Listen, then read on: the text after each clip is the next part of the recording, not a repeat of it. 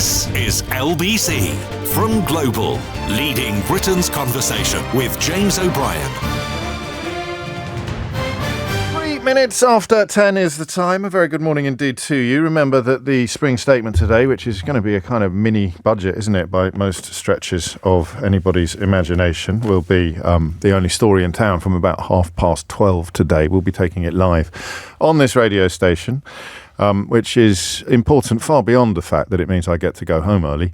We'll be taking it live on this radio station from approximately 12:30 when Rachel Reeves is expected to get to her feet and reveal the detail that we've been speculating over for days. PMQs as normal, so Natasha will join me just before 12 and then we will cross live to the Commons for PMQs, have a little dig into what occurs there and then cross back again for the so-called spring statement. 4 minutes after 10 is the time. But we begin, and I was quite struck, in fact, by the fact that the Daily Star, which is a proper funny newspaper, I think they get it out on a shoestring these days.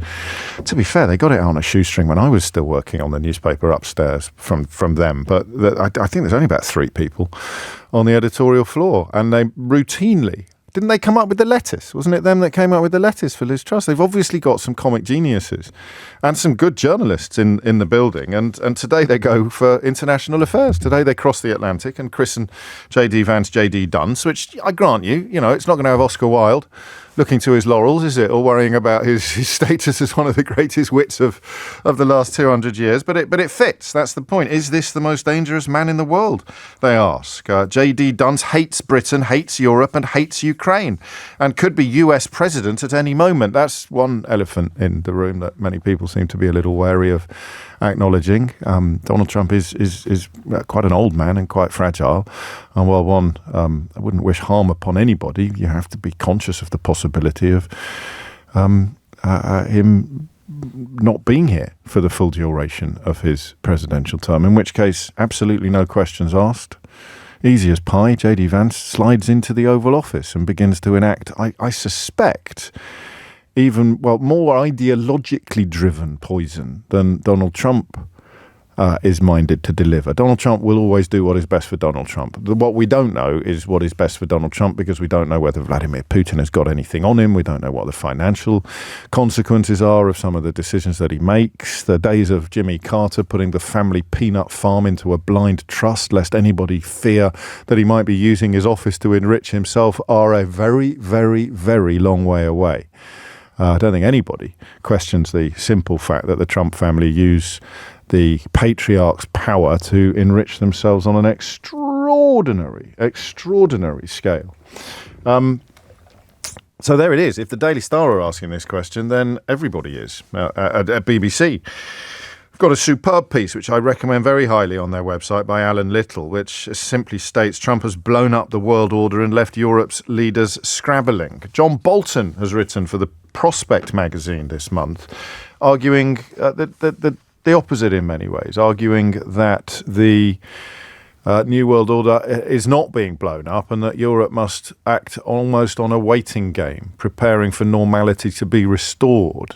John Bolton, I think, was on with Tom Swarbrick earlier this week and has very much detached himself from the regime that he was part of in Trump's first term. I don't think I agree with him, but I'm sure he'll be untroubled by that news.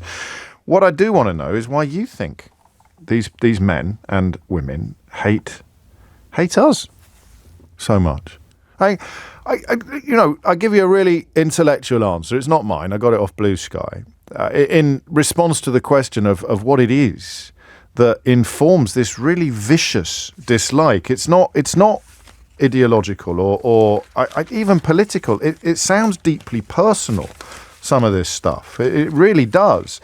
And probably best encapsulated in that line from the Vice President, I just hate bailing out Europe again. Not I don't want to, or I have a problem with it, or I'm not sure we should.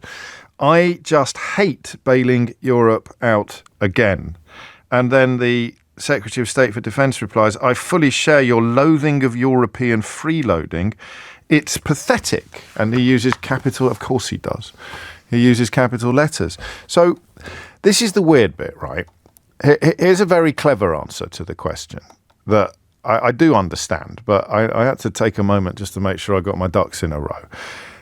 Can somebody explain to me why these people loathe Europe so much? To which one answer is international social democracy is in systemic competition with oligarchic nationalism, at which point you kind of need Phil Daniels to poke his head around the studio door and shout Park Life, don't you? But it's probably true. The second bit of the story, or the second answer to the question, only literally struck me. Well, not literally struck me, but only presented itself to me as I walked into the studio and glanced at my phone, where I learned that the GLA has undertaken some research into social media posts, hate-filled social media posts directed at the Mayor of London, Sir Sadiq Khan, and found that they more than doubled last year. These are profoundly Islamophobic messages, and the assessment revealed that 89% of the posts since 2015 originated on X.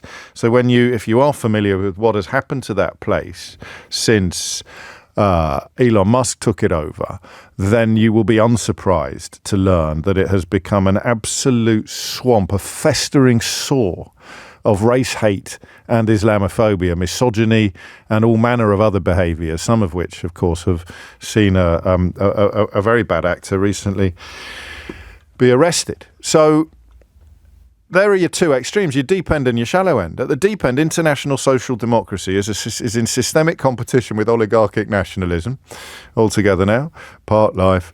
And at the other end, they are getting their image of Europe from these mad blue-tick post-Musk accounts on Twitter that dedicate themselves almost exclusively to acts of violence being undertaken by people who aren't white. Quite often they're even lying about where the footage was filmed, and they never ever acknowledge the existence of violent people who are white, like a famous footballer who finds himself in the former footballer who finds himself in the news this morning. So let's take those two poles. One is quite a profound and troubling philosophical principle, international social democracy, which is everything that we thought we were protecting during the Cold War, everything that we thought had won when the Berlin Wall came down, versus oligarchic nationalism, which would be Erdogan in Turkey, Putin in Russia, most obviously, and increasingly perhaps Trump in the United States of America. So this analysis suggests the reason why people like Vance and Hegseth really hate Europe is because we still just about manage to offer up an alternative to oligarchic nationalism. So a kind of society where a tiny number of incredibly rich people, and if they weren't rich to start with, they will be soon, preside over almost everything, untroubled by things like the rule of law, courts, judges, media, controlling the media. Simon Marks spoke to us yesterday about how carefully they are ensuring that there'll be no dissent in the Oval Office. Yesterday was a wonderful example. The President of the United States of America claimed that he knew nothing about the biggest story in the world, involving his own deputy, his own vice president, his own most senior staff. But he could sit there now in a broken media ecosystem and claim that he knew nothing about it. But these messages here are not political. They are profoundly personal. If this was, just very briefly to get it off my chest, if this was normal times, if this was normal politics, even vaguely normal politics, then the most significant thing that happened in that exchange, that they originally tried to deny the existence of and then subsequently claimed wasn't their fault and then claimed didn't contain anything sensitive and now has the National Security Advisor taking full responsibility for it. And you're quite right, we'd add Netanyahu to that list of oligarchic nationalists, increasingly so. I think the most important element of the conversation would be Vance outing himself to senior colleagues as being opposed to something that Donald Trump had decided to do. That may well prove to be, for Kremlinologists of the White House, that may prove to be the most significant domestic issue, in that Vance has accidentally outed himself to Trump as a critic of Trump. Does it matter? Possibly not. It's not that long ago, of course, that Vance wondered whether Trump would turn out to be America's Hitler. I'm not making that up, by the way, in case you don't pay as much attention to this stuff as I do. So there it is. They really, really loathe Europe. It can't be limited to exasperation at European refusal to spend more on defence. That doesn't explain the degree of hostility, this visceral hatred that Vance and Hegseth seem to have, and presumably the rest of them, because nobody stepped in to correct them, but they seem to have for Europe. Why do they? Do you know, I find it almost unbelievable that the only other times I've ever asked a question that could be distilled down to 5 words, why do they hate us, is when we've been discussing things like Al-Qaeda or Islamist terrorism, the Manchester Arena bombings or the July the 7th attacks in London. To think that we have sat here together and wrestled with the question of why these people hate us, people that may be our neighbours, people that may live among us, they hate our way of life. We were talking about abject terrorism, and now we're talking about the most senior members of an administration which until 2 months ago was widely regarded as one of our, was correctly regarded as our staunchest ally. So I'm looking at the Vice President, I'm looking at the Attorney General, I'm looking at the National Security Advisor, I'm looking at the Secretary of State for Defence, I'm reading what they say, and I'm wondering why they hate us.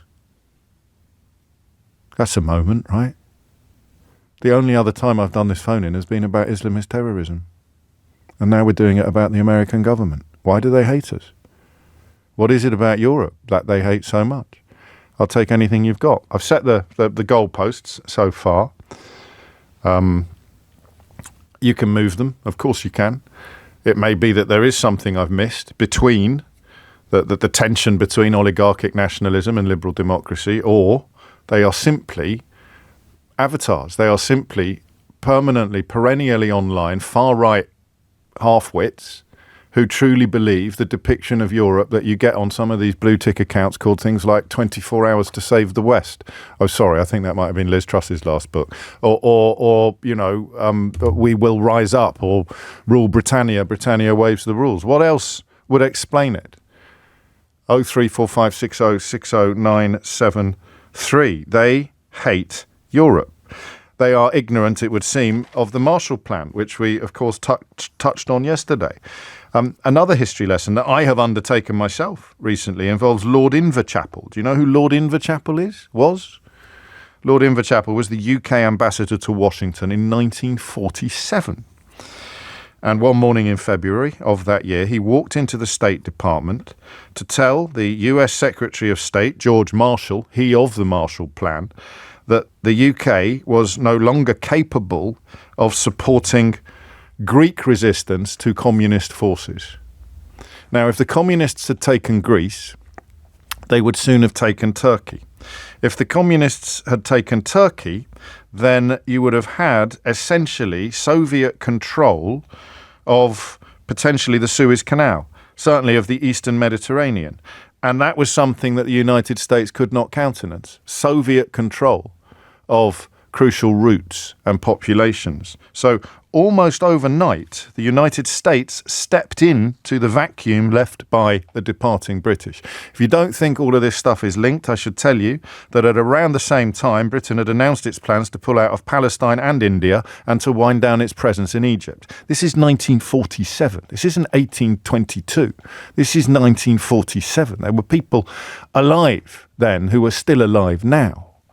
And what George Marshall put together was the New World Order, in which America was the policeman of the world. Harry Truman, the president, announced it must be a policy of the United States to support free peoples who are resisting attempted subjugation by armed minorities or by outside pressure. That was the United States credo. It was almost as sacred as the inscription on the Statue of Liberty, and they spent the best part of 100 years delivering on that. And now the Vice President, the Attorney General, the National Security Advisor, and the Defense Secretary hate the very idea that they are the guardians of the free world. Because, and I think this might be one of the answers to the question that I'm asking, they don't want to be in the free world anymore. They want to be in the world of oligarchic nationalists. They want to be in the world of governments that do subjugate free populations, that do control the media, silence dissent, remove critics, deport non-criminals in order to briefly sate the gnashing jaws of their largely ill-informed supporters. That was the moment that leadership of the West, the leadership of the Western world, the free world, call it what you will, shifted from Britain to the United States.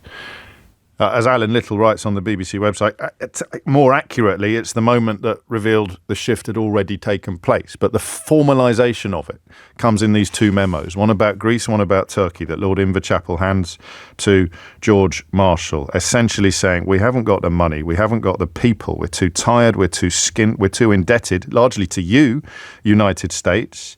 We can't support the Greek government forces fighting an armed communist insurgency. And if they fall, what else falls? And that's the point at which the United States became the country that we know it to be today. A country which, in the space of 2 months, it has ceased to be. So, why do they hate us? 0345 6060 973. Why do JD Vance, Pete Hegseth, Tulsi Gabbard, why do they hate Europe? Why do the most senior politicians in the United States of America hate Europe so much? Hit the numbers now, you will get through. 0345 6060 973. James O'Brien on LBC. 22 minutes after 10. Do you think people like JD Vance and Pete Hegseth know when the UK actually finished paying its post-Second World War debts to the United States of America? I wonder if they even know that. I wonder if you do. I'll build a little bit of tension before I tell you. 22 minutes after 10 is the time. Why do these people, the people who displayed epic incompetence and corruption and quite possibly criminality in this infamous signal exchange that broke over the weekend, why do they hate Europe so much? Noah is in Indiana, in the United States, as opposed to Indiana, I don't know, in Shropshire. Noah, what would you like to say?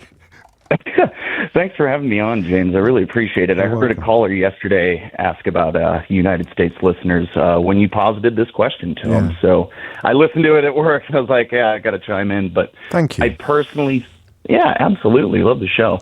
But when it comes to JD Vance and his ilk disliking the UK, disliking Europe as a whole, what the news media is training a lot of Americans right now with is the U.S. is footing the bill on a lot of, NATO's funding. We're footing a lot of the bill as far as foreign aid. The Ukraine thing, absolute nonsense, especially when they throw out numbers like $300 million. We can't trust that. It's roughly $170 billion, upwards to there. And I believe the statistic was 80% of it roughly spent within the United States. They just push these numbers our way, making us. But do they believe that them? we're the biggest? Because this is unfortunately. So they're almost victims of their own propaganda. So the stuff that is put out there to persuade whatever the United States equivalent is of Billy Bunch of Numbers with a bulldog avatar. I suppose it's someone with a stars and the stripes and a single figure IQ. The propaganda they pump out to persuade them that things are other than what they actually are. They actually believe. Oh, yeah, absolutely. Like Steve Bannon says, they're flooding the zone, and it's extraordinarily effective right now. It's shockingly so. I also talked to the producer about what the values of the UK and other European countries. They see you as limiting freedom of speech when in reality, you're one of the standard bearers of it right now. It's astounding to me what kind of spin they're putting on this, but really, I think it's fear too. Go on. It's fear that we're going to look at you as a bastion of freedom, you as a bastion of what's sensible, what's right and wrong in the world. It's control. It's flooding the zone. It's propaganda at its purest form. Well, you have just rang a bell, which first chimed when we were wondering what it was about Ukraine that so enraged Vladimir Putin. And it was the idea that they were looking west and they were seeing what we had, and they were seeing liberal values, liberal democracy, freedoms that were denied them under the yoke of post-Soviet rule, or under the yoke of Putinism, NATO, European Union, these institutions. You use the word bastion, and he had to persuade enough people that they didn't want these things that they actually wanted. And you've just used almost identical language to describe what Trumpian politicians are doing to the American people with regard to the same landmass, with regard to Europe. So when Ukrainians look west and terrify Putin, so Americans could look east and terrify JD Vance. Precisely right. You see people like Macron sticking his finger in Trump's face and saying, you're wrong. You see Keir Starmer saying, we're going to think about putting peacekeepers in the Ukraine because we can't rely on the United States anymore. That makes me sick. So this brings us back to Project 2025 and the idea that in order for these sinister plans to prevail, they have to steamroller reality. And Europe at the moment, for all its faults, because you've got the far right on the march in Germany, you've got the far right doing well here, you've got people who are very adjacent to Trump and sympathetic to Putin, are close to the reins of power in many European countries, and in Italy, of course.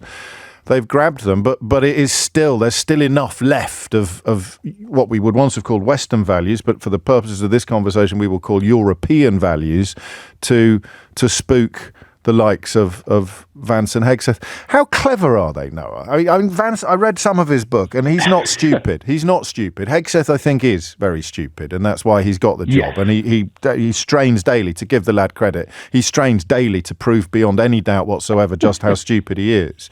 But I worry sometimes that we credit these people with sinister master plans when there's no such thing in place. Why would Vance? He wouldn't just point at money. He wouldn't just point at military funding. If you could give him a truth drug and say, why do you viscerally hate Europe? Remember, they thought these comments would stay private. So it's not posturing, It's not propaganda, it's personal. Why, on a personal level, why would JD Vance hate us, hate Europe? Look, I'm a big believer in a lot of this is coming from the top. Yeah. You know, you're not gonna go unless the owner tells you to. I think JD Vance, I used to say this about Mike Pence when he was his vice president. Yeah. You know, Donald Trump is stupid and dangerous. Mike Pence is smart and dangerous. Yeah. I'm a big subscriber in the idea that JD Vance is smart and dangerous. I think he is seeing the signaling that we are doing towards countries like China, like Russia, and we are trying to flex our muscles. We're trying to look like the attack dogs because he sees that there's value reaching across the other side to the people that we didn't talk to very much, to the people we didn't get along with very much. I personally think we are trying to shift the world order into a dangerous place for power. JD Vance sees it. He's got his hand on it. You know, and the biggest issue here is the one that is still quite hard to swallow, harder for you, I suspect, as an American than it will ever be for me as a Brit, which is that they look at, what would we call them, oligarchic nationalism. They look at what Netanyahu's doing in Israel, what Putin has done in Russia, what Erdogan is increasingly doing in Turkey, what Orban is trying in Hungary. They look at it and they think, I like that, whereas from the moment that Lord What's-His-Chops walked into George Marshall's office and changed the leadership of the Western world, the United States has been repulsed by that form of government, and now it's being seduced by it. I think this is what Trump 1.0 was supposed to be. But he had too many people around him who were still capable of either recognizing reality or pressing pause or even reaching the brake on the juggernaut of destruction, because you need to destroy a lot of things before you can rebuild the United States in the image of a politician like Vladimir Putin. 29 minutes after 10 is the time. Ian's been in touch. And just to highlight the point, let's get Idiot's Corner open nice and early, but also this doesn't just work on Americans, it also works on Brits. So these accounts, these portrayal of your country as some terrible place also plays into people who've swallowed propaganda in the actual country being attacked. It's where Nigel Farage's popularity comes from. So Ian writes, I love you, James. So well done. That means it gets read out. But the reason America hates us is because of left-wing lunatics like yourself who have no perception of the real world. If the likes of you were ever to run the world, we would be in the proverbial wake up, you people, says Ian. 2 days after the most powerful members of the United States administration almost certainly broke the Espionage Act, insulted all of their allies, didn't realise that they'd allowed a journalist onto incredibly classified conversations, and then lied about it, and then had the boss pretend that he hadn't heard anything about it. But yeah, it's, what's the word again? It's the left-wing lunatics you need to be worrying about. says Ian. Thomas Watts has your headlines. James O'Brien on LBC. It's 10:34. A few people making this point. Victoria, Mark as well. Why do they hate Europe? Because if the American public saw the true Europe in significant numbers, they'd see workers' rights, free health, free education, food standards, public transport, maternity leave, holidays, potential limitations on X, Facebook, and of course if the world distrusts the US due to politics and stability and businesses start dealing in euros, as is starting to happen, then the dollar will suffer and the gig could be up. Quite a few people making that point, including Anne Applebaum, one of the commentators I admire the most, who says it's got nothing to do with defence. The answer to this question of why do they hate us? It's about European liberalism, the rule of law, regulation, minority rights, all of those things that are constraints on the illiberal takeover they want to carry out in the US and eventually everywhere else. So it becomes increasingly hard to resist the conclusion that the world defined by the Marshall Plan, by American supremacy, if you like, by the Pax Americana, by Harry Truman, by the shift of world leadership from post-imperial Britain to post-war United States in 1947, that they hate that. They hate what America became. They hate the fact that the United States had a role on the world stage that extended far beyond the Atlantic and Pacific Oceans, and they want instead to help themselves to territories that they like the look of. Watch out, Greenland, and not give a monkeys about territories that other oligarchic nationalist states are helping themselves to. Watch out Ukraine. Watch out Taiwan. Watch out, I don't know, Lithuania, Estonia. We spoke to Poles not long ago who described to us the generational trauma of knowing that when Russia is on the march, you could be next. And the United States was defined on the world stage post-Second World War by its resistance to those forces. That is why Francis Fukuyama thought 30 years ago or so that history was over, that it was up and done. When the Berlin Wall came down, that was it. We'd won. Liberal democracy had won. If you are repulsed by liberal democracy, as the likes of Vance seem to be, I don't think Hegseth is clever enough to really offer you an explanation of what liberal democracy actually is. He just sort of, I don't even know, to be honest with you. But the brains behind this operation, many of whom have names we won't even know at this point, but the brains behind this operation hate liberal democracy because it includes rules, laws, regulations, restrictions upon the ability of a tiny number of people to do whatever they want, whether in pursuit of satisfaction, wealth or power, doesn't matter. The point is there are no brakes upon their insatiable appetites. George is in Dublin. George, what do you reckon? I reckon I like to quote culture and popular culture. By the way, I liked your W.B. Yeats reference. The other day, thank you. Well, we're there now, aren't they? Well, the centre cannot hold, can it? That seems pretty clear at the minute. I'll quote you another W.B. Yeats reference, but it's one with a caveat, and it's one why I don't mind all of what's happening at the moment. And that reference is, all's changed utterly, a terrible beauty is born.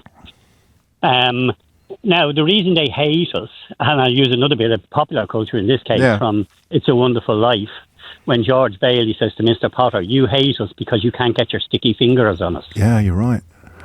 And the fact is, they hate us because they can't control us. They can't get their sticky fingers on us. Yes, and the reason I go back to the other quote, the W.B. Yeats quote, which I feel I can do because he was actually born in Dublin about 10 minutes from where I live. But the reason I go to that terrible beauty is born is that I do think we're on the brink of a new world order, but not the one that Donald Trump thinks that we're on the brink of. Go on. I think we're on the brink of a new world order in which America is going to be increasingly marginalised. And they're doing it to themselves. But that's what they want, isn't it, really? They want to be left alone to pursue whatever, in a way that the only brakes upon Vladimir Putin's imperial ambitions are NATO forces and the West. I grew up in an Ireland. I'm 68 now. I grew up 68 this year. I grew up in an Ireland where people had 1, 2 or 3 pictures on the wall. Yeah. The Pope, John F. Kennedy, and Eamon de Valera, who was there. Hey, hang on a minute, mate. What about Jackie Charlton? But that was a bit later. All right, then, carry on. We're talking the 60s and the 60s now. Fair enough. But I am delighted to say the first of those two are no longer sacred cows, De Valera and the church are no longer sacred cows. America persevered for a bit longer, and now they've gone. So the three that I grew up with, hating, to be perfectly honest with you, have now all collapsed in on themselves. And I don't think they'll endure, because fascists never do. Now, despite their gaslighting us to tell us they're not fascist, and we're just imagining it, and it was a Roman salute. Actually, yeah, it was a Roman salute. A Roman salute adopted by the Italian fascists and then adopted by the German fascists. So the fact of saying, it's a Roman salute, doesn't hold any water. No, well, I know that. I mean, to be fair, the only people who pretend that it wasn't a Nazi salute are people that are either too embarrassed to admit the scale of the mistake they've made, trademark Brexit, or people who are quite comfortable with the idea of Donald Trump's closest non-political ally doing Nazi salutes. I find these topics oddly uplifting. You provide an optimistic analysis of where the world may be headed. That's the silver lining that we discovered yesterday, this simple notion that just because the world is recalibrating doesn't mean it will be worse in the long run. But in the short run, particularly if you're Ukrainian, this recalibration could be construed as terrifying. And we will be turning attention to Ukraine before the end of this hour, when we're joined by Phillips O'Brien to talk about the latest evidence that Donald Trump is determined to give Vladimir Putin whatever the hell he wants and hang Volodymyr Zelensky and the Ukrainian people out to dry. Thank you, George. Jackie's in Stuttgart. We haven't had a call from the UK yet. Looking at our place on the world stage, we've gone from Indiana to Dublin to Stuttgart. Jackie, what would you like to say? Hi. I think the problem is that the people in the White House now, most of them only have a room temperature IQ. They are not well read, they're not well travelled, and they don't understand what Europe is. I think they see it as being a single country, which a producer was saying, the United States of Europe, rather than a collection of individual countries who have their own individual laws, individual leaders. There isn't one person in Europe that Trump or Putin can lean on to get their own way. Yet. There isn't, and there isn't going to be. Come on. I'm in Germany, James. We've been here before. That's you've seen where the AfD are now as a result of the military spending announcements. We've spoken about this before. They are really not. They're not popular here. They're not as popular as they've been made out to be. Well, They're you too can only popular. look at the polling, and they've just hit 24%. Roughly the same as where Farage is, and he's another one that bends the knee for Putin and they're routinely. not going to make government either. They're not. They're just not. But yeah, I think there's an element of jealousy as well. Go on. But there's an element of jealousy as well. It's what George was saying. Your press call was saying that we have freedoms here. We do have freedom of speech. We have freedom. We have autonomy over our own bodies. We have free healthcare. We have free education. It's not all under one control. And I think Trump and his minions, they look at Russia, they look at China, and they want that autocracy. They want to be the only power that matters. And they look at Europe and they say that's not going to happen here. The individual leaders are quite happy to correct them when they lie. They'll stand up and say, sorry, that's not going to happen. No, you can't have Greenland, and if you try, there will be repercussions. We are in our absolute lockstep with Canada, so he can't control them either. It's fear and ignorance that makes them hate us. And I think they've been led down, the people who are putting this stuff forward have been led down the same rabbit hole from 2016 as the people who were manipulated in the UK and into Brexit. Well, the parallels are clear. No one denies the parallels, even if people who voted for it don't like the parallels being pointed out. Donald Trump pointed them out first. Donald Trump was literally talking. That's why Farage ended up on stage with him, literally talking about the similarities, because they both involve a suspension of reality, a belief in things that aren't true. No, I don't either. That he was elected in 2016 and Brexit happened in 2016. I don't think that was any coincidence whatsoever. No, nor do they, I don't think. Otherwise, they wouldn't have been in such complete unison for much of that period. And of course, in many ways, still now. You could just shorten your question, says Sheena, and ask, why do America, the United States and Russia hate us? It's the same thing. They don't like societies that sometimes manage to prioritise people over profits. I guess, maybe.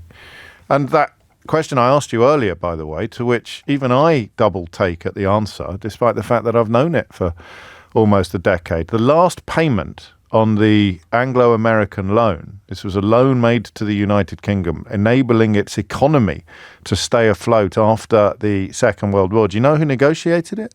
John Maynard Keynes. The last payment on that loan that was made in July of 1946 was made, wait for it, on the 29th of December 2006. That's freeloading Europe for you, repaying post-war debts for 60 years after the war ended. Alex is in Tooting. Alex, what would you like to say? Good morning, James. Hello. How are you? Very well. What's on your mind? Well, the last time we spoke, which was on the day that Sunak bunked the European celebrations of D-Day, I came up with a theory for you, and I've got another little one now as well. I like this because you don't over-egg the pudding. Then, Ali, you don't have too many theories. You choose your moment. No, I don't carefully. have too many theories, but I occasionally have the odd one. Quality, not quantity. That's what we want. Largely, it's been covered already. I mean, I think the fear of Europe's liberal democracy, I think, is an absolute driver. But and we've mentioned all the other things about how the Americans rather sort of blinkered view of what Europe is like, and I think your previous caller actually summed that up rather elegantly. Yes. I'm more curious about JD Vance himself, because as you say, I don't think he's not a dim man. I think he's pretty bright. And I wonder how he seems to be one of the most vehement anti-Europeans. Yes. It strikes me that how can he consistently hold the views that he does, these rather sort of odd views about Europe's laws and all the rest of it, so consistently, when he could do a lot of research and find out that actually what he's spouting is absolute rubbish. Precisely, and my view is that actually they are getting advice from people within the European landmass who are also frightened of liberal democracy, and you've already mentioned Mr. Farage, and I think actually Farage is quite an interesting character because, of course, he speaks very good English, he's very plausible, and all the rest of it. And I think he is probably, amongst others, I would imagine, is one of the main drivers for this misinformation. There were rumours, weren't there, that Dominic Cummings had a private line to Elon Musk. He would be similarly, I don't know quite what the word is that would knit those two together, opposed to the current status quo in the United Kingdom. I somehow repulsed by their own country and incapable of ever stopping whining about it because they have very inflated opinions of their own brilliance. I don't know, or others. I mean, you know, they've talked about the fella in prison, haven't they, with 10 names? Yaxley Lennon. They've talked about Andrew Tate being a stand-up guy. Farage constantly talking about how much they've got in common.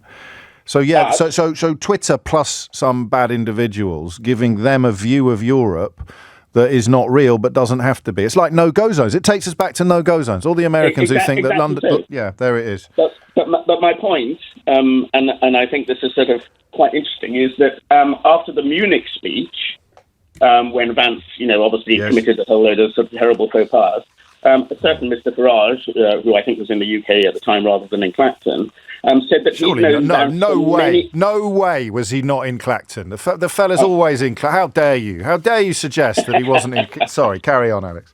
But Mr. Farage was interviewed and actually said that he'd known JD Vance...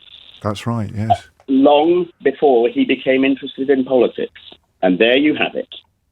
And there you have it. Almost as if these weird meetings that he attends and these very lucrative speaking engagements that he enjoys, all of course in preference to representing the people of Clacton, may date back rather further and run rather deeper than he would ever let on. He did let that slip. I remember playing the clip out at the time and wondering out loud what the hell was going on. 10:48 is the time. Thank you, Alex. After the next hiatus, Phillips O'Brien, the Professor of Strategic Studies at the University of St Andrews, explains the headline on his latest dispatch. Ukraine was just knifed in the back. James O'Brien on LBC. It is 10:51. You are listening to James O'Brien on LBC. You know there are days, aren't there, where it feels like everything is connected, and that's because it is. That's because everything is connected, especially when it comes to geopolitics. You do not need to be a revered, a respected academic in order to recognise that. But if you are the Professor of Strategic Studies at the University of St Andrews, it's rather unlikely to come as a surprise. I speak, of course, of Phillips O'Brien, who has been of enormous help to us in understanding, and I think it's fair to say predicting, much of the movement in that part of the world since that illegal invasion. And the latest comment you've made, Phillips, is that Ukraine was just knifed in the back, with particular reference to this so-called ceasefire in the Black Sea. I mean, even Rupert Murdoch's Times this morning is sceptical, even close to being critical, which suggests that there is not much cause for celebration, certainly not in Kyiv. This is where this was heading. Trump wants to work with Putin. I mean, people seem to forget this and think that the United States is somehow going to negotiate even-handedly with Ukraine and Russia. That's a dream. The United States wants to reach a deal with Putin now. In fact, Putin is seen as a valuable friend by Trump. And the whole point of this, one of the key things Trump wants to do is end sanctions on Russia as soon as possible. All his talk about sanctions is, to put it kindly, BS. Yeah. What he really wants to do is get rid of them. And yesterday, in some ways, the Band-Aid was ripped off. Sorry to interrupt you. Why does he want to get rid of them? To make money. It's that simple. Yeah. I mean, I think he views Russia as an economic partner of himself personally, maybe of the country, though I'm not quite sure he even cares about the country. But he always wanted to get back to business with Putin. He said that over the last 3 years. He's hinted at it since he's become president again. This is the goal, to get back to work, to make money, and Putin is, in his mind, a good thing. But he needs the sanctions gone to really do it. And of course, to delight Putin is something that will also bring him great joy. It's amazing. The only thing he's been loyal to in his entire life is Vladimir Putin. I mean, he's not been loyal to his wives. He's not been loyal to his business partners. He's not been loyal to the United States. But by God, he's been loyal to Putin. Vice President. He hasn't been loyal to his own Vice President, of course, on January the 6th, and prior to that, not loyal to any of his former colleagues. You're absolutely right. The only person... That's a line, isn't it? Have you written that one down before? Well, I have something trying to say to you. I mean, I've been hunting for critical comments about Putin. The last critical comment he made, which even wasn't that critical, was, I think, 2017. It's incredible, actually, to reflect on and that. Try and find an actual critical comment about Putin. He can be critical about Zelensky, critical about Canadians, critical about Europeans, critical about Taiwanese. He's very critical about democratic countries and democratic leaders, but he's not critical about Putin. And that, of course, leaves Zelensky in an almost impossible position. We talked about this yesterday, about the encounter in the Oval Office, when Trump could quite obviously lie about not knowing anything about the signal leaks or the signal exchange, but the journalists seemed incapable of pinning him down. Zelensky went there overnight and said Putin is lying about what is going to happen in the context of this ceasefire. But of course, if the White House pretend to believe him, then Zelensky's in a whole heap of trouble. Well, they clearly led Zelensky on, or led the Ukrainian delegation on. Because if you saw Zelensky's first reaction to the ceasefire deal yesterday, he said, well, see, I've agreed to this. By the way, the Ukrainians were always quite mixed about this, from what I have heard. But they agreed to this ceasefire deal because one of the things they were told is, if Russia doesn't abide by it, then the United States will give you more aid and will have harsher sanctions on Russia. And that's what Zelensky says. Then it turns out, when the United States releases its own version of the deal with Russia, it includes sanctions relief for Russia, which was not expected by the Ukrainians. But was expected by you. Yeah, I feel a bit like Cassandra. People have to understand he wants to deal with Putin. He wants to get rid of these sanctions. And he's now the United States has maneuvered Ukraine into a position where Ukraine can stop them by, in a sense, blocking the ceasefire. Europe better back it.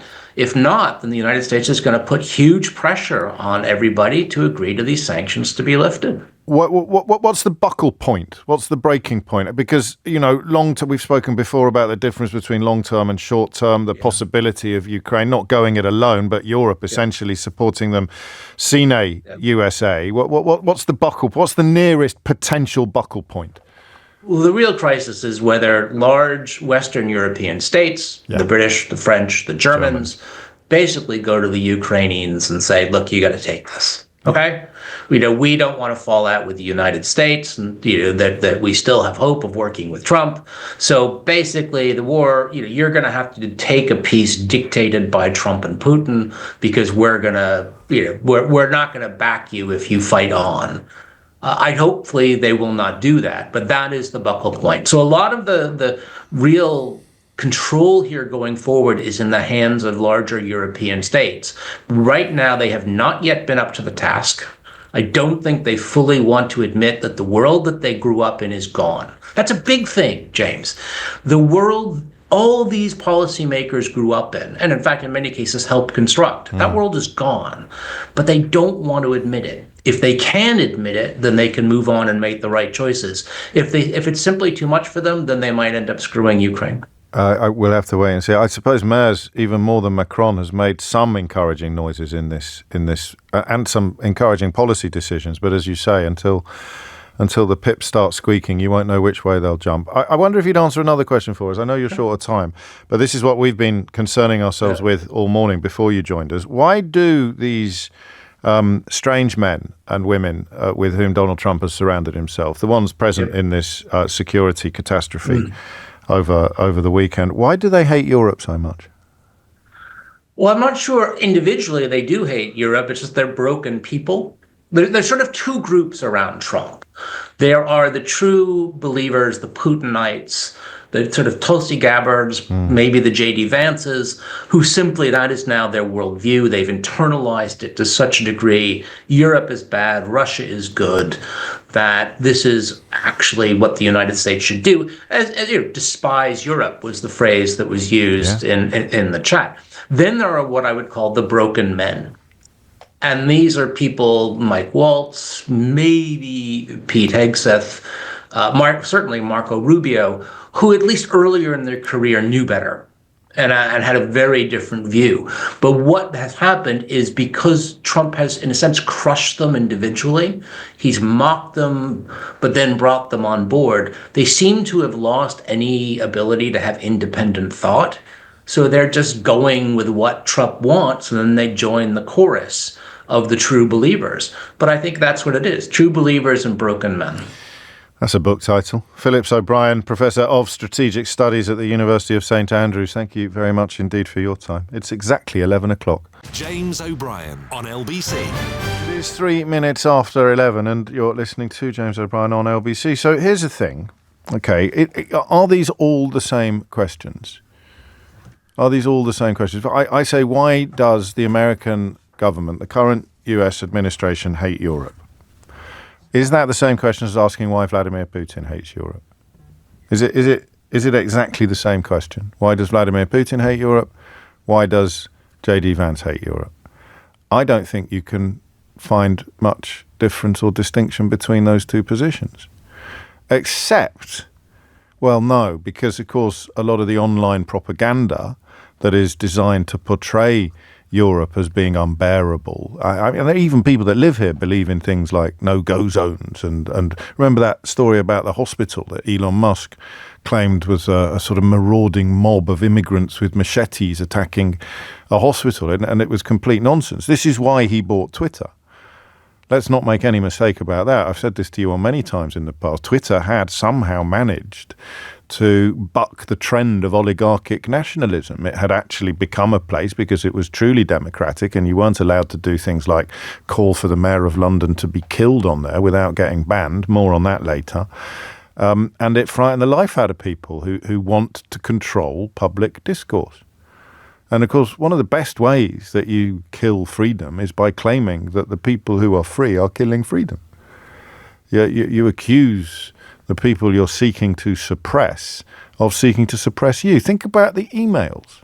How many of the people caught up in the security breach at the White House top level of the White House over the weekend, pretended to believe that Hillary Clinton's emails represented some egregious breach of security and rendered her unelectable or unfit for office. Donald Trump now defending the people who have participated in an immeasurably worse breach of both protocol, security, and quite possibly the law. So how different is it? Why does America hate Europe? Why does Russia hate Europe? What different answer could you possibly give? It's crazy, right? 5 minutes after 11 is the time. I've got some sort of evidence of where Vance's thinking is coming from, and I'll share that with you shortly. But before that, a couple of moments that lead back to yesterday's show. I don't know if you were listening. Remember, you can catch up on shows if you miss them. You can listen to the whole thing or watch the whole thing on YouTube and on the full show podcast. And we also now do a 1 hour special, a sort of greatest hits, if you like, although it's probably not for me to say, which is an hour long. It's called the James O'Brien Daily. It's currently an essential listen on the Apple podcast site. And you can, of course, access it all for completely free via the Global Player as well. So I'm going to play you a clip of Tulsi Gabbard being grilled yesterday by the director. She's the director of national intelligence. She's been grilled by a senator called Angus King.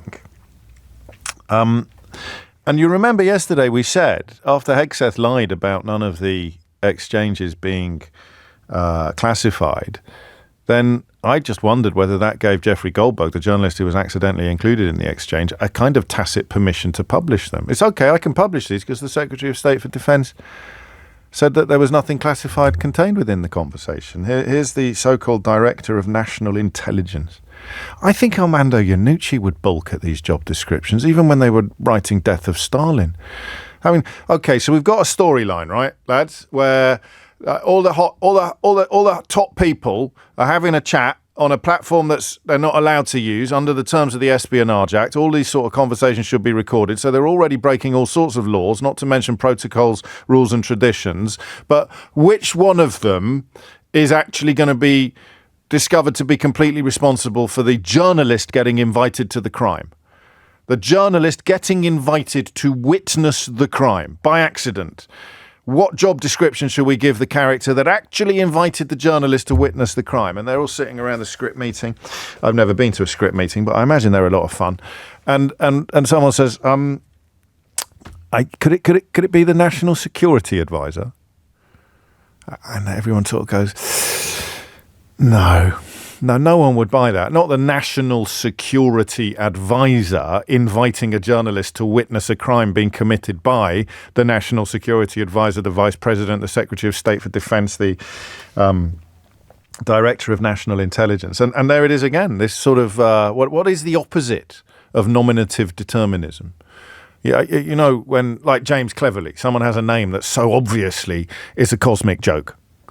You can just imagine the gods sitting up on top of Mount Olympus, having a little look at the, what would the word be? What do you get when you sort of, like, there's the specs. There's a new baby's been born. Here are the specs. This is, and as a joke, they say, well, let's call him Cleverly. That'd be really funny. So this is job title equivalent of James Cleverly being called Cleverly. This is Tulsi Gabbard being called Director of National Intelligence.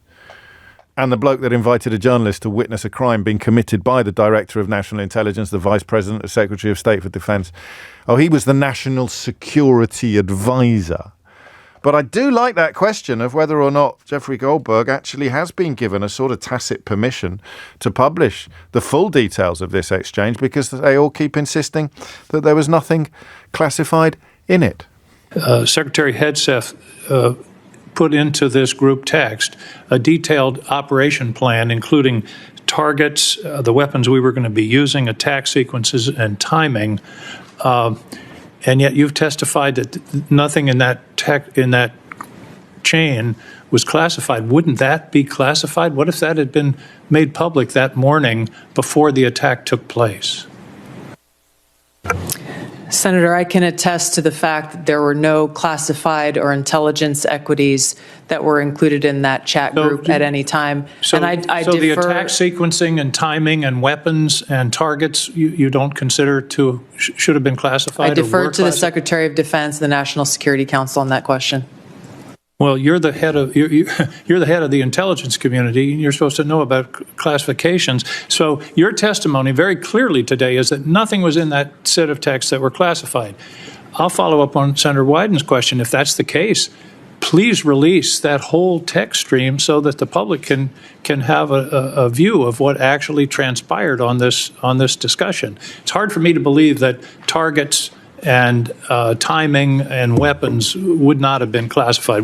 So I'm playing that to you because it's fascinating, but also because it's proof that sometimes when we just wrestle together with stuff live on the program, we end up getting there a little bit ahead of the rest of the world. That's precisely what we were talking about yesterday. And talking of satire, in the context of Amanda Iannucci rejecting as too fanciful the idea that it would be the National Security Advisor that invited the journalist accidentally to witness the crime being committed by all of them.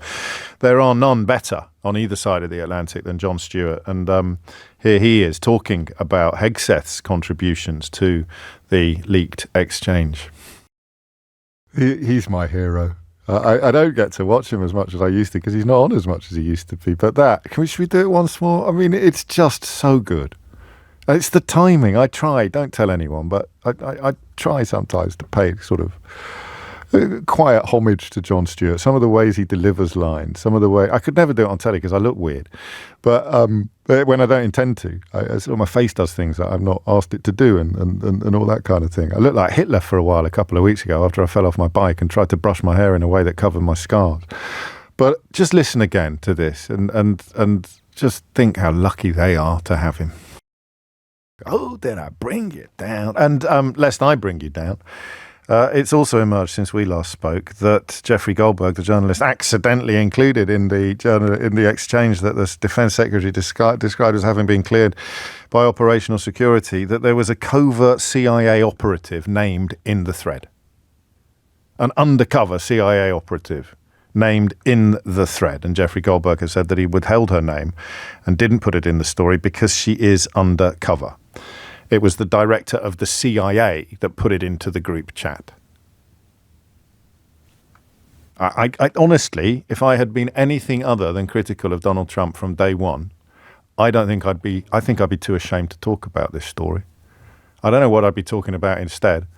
Nicknames? But I'd be too ashamed to talk about this story if I hadn't been absolutely, same as Brexit. What the hell are you going to do in this line of work if you can't talk about Brexit and you can't talk about Donald Trump because you have been supremely, spectacularly, catastrophically, career-endingly wrong about both of them? It would just be a moment of absolute insanity, wouldn't it? It's 11:15. James O'Brien on LBC. 16 is the time. Spring statement on the way at approximately 12:30 when we will be crossing live to the House of Commons. And I will be sliding out of the studio as Sheila Fogarty moonwalks in. And it means that as the spring statement comes to an end, I will have mysteriously disappeared and Sheila will take up the reins. I'll be here for PMQs, though, and so will Natasha Clark, joining me in about 30 minutes' time to set up the runners and riders for this week's exchange. I turn your attention back now to the question of why these characters at the heart of the American administration hate Europe so much. A phone-in containing a question I think I've only ever asked in the context of Islamist terrorism or Al-Qaeda on the ground. I mean, why do they hate us? Never thought I'd be asking it about the American government. But here we are. Elizabeth is in Dublin. Elizabeth, what would you like to say? Hello. Good to be with you today. Thank you. I would like to say that we really have to distinguish political establishment around Donald Trump and probably the rest of the political establishment in the US and obviously population. It's the same as in Russia because I'm from Russia and we really experienced a lot of similarities there, like back 15 years ago. It's pretty scary actually, but what I see today is the imperialistic and capitalistic and very, very probably religious fundamentalism within this tight circle of the JD Vance and Peter Thiel and all those type of people who really do have a doctrine in their mind and they do want to really execute it and they're committed to it. So they do everything to destroy the current world order. And I Can you give us, because I mean, they've gone on the record. I know Peter Thiel has, and we need to learn more about these people, I think, on this program. I know they've spoken about thinking that the Enlightenment itself was a terrible mistake. So can you give us an idiot's guide to what their doctrine is, what it is they want to create? Well, as far as I know from the broader Google research, they do claim that they want to create kind of a technocratic empire or technocratic, well, they don't call it fascism, but basically it's in a nutshell, it's a fascism. They've expressed a disdain for democracy and I think also for women. Absolutely. Well, every minority and women, and also white women as well. Yes. They just, funnily enough, the white women in their circle are happy to go along with that, but that's a different question. It is a different question. So you don't you see similarities, but not enormous parallels between the United States and Russia, because they might be deploying similar tactics to achieve different ends? Absolutely, because Russia has a different concept within this tight Putin circle. They have no moral and they have no doctrine except of the gains and profits.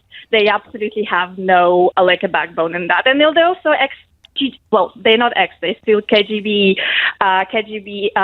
officers, and they have their own doctrine, which is oppose Western world in a nutshell as well. So, but the tactics are similar, and I guess JD Vance and Trump kind of borrowing the tactics and the tools that they use now to destroy the U.S. Policies. When do people realize, and of course a lot of people don't, but in your native Russia, the people who think that they're on a journey to increased freedom realize that they've actually been on a journey to surrendering freedom? It makes me think of Brexit, actually, but obviously not on anything like as grand a scale. When do people realize that they've been misled? Well, to be honest, I think what happened in Russia, and it's pretty sad that people did realize too late. They did realize in a mass when it was already too late to get it back, to turn it back, because Putin destroyed the judiciary system. He bought every possible politician, every possible oligarch and whatsoever. So it was already too late, and I'm afraid that's what's happening in the United States right now. I'm following some independent media in the United States, and they are kind of nonchalant at the moment. They laugh a lot, sarcastic. Yes. It's just really nice to hear. But they're kind of missing the critical point. Like, if you want to defend democracy, you have to do it now. It's going to be too late. In several months, in 2 years. Well, you mentioned things like the assault on the judiciary. That's already going ahead at full speed, and the assault upon the media. That's happening on live television. We're literally watching it happen. It's extraordinary, isn't it?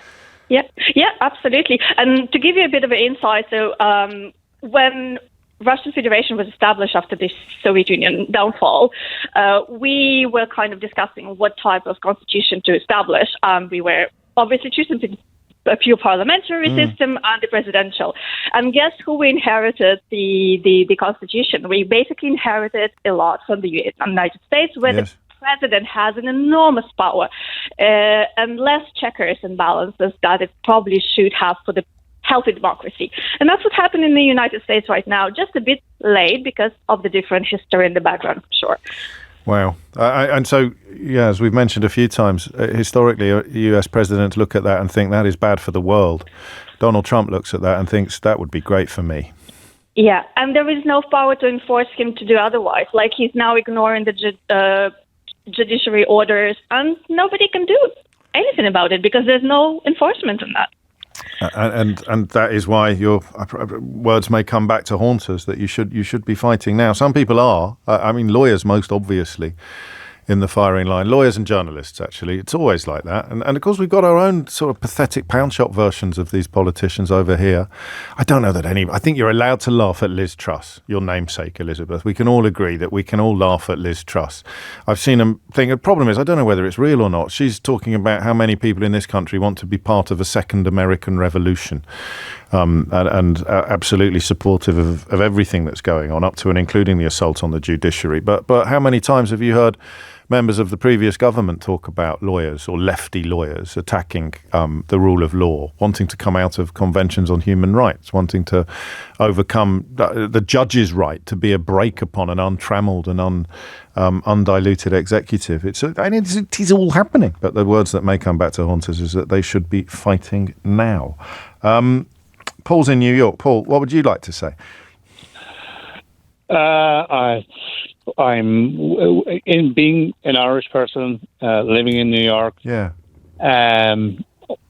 My family and I'm married to an American citizen, have 3 kids. We are absolutely devastated. The place, America, is basically 1933 Germany right now. That's where we are. It's a tipping point. There's no stopping it, I don't think, because the journalists don't do their jobs. You've got a vastly undereducated population who are brainwashed. And you're saying this in New York. Imagine what you'd be like if you were in the boondocks.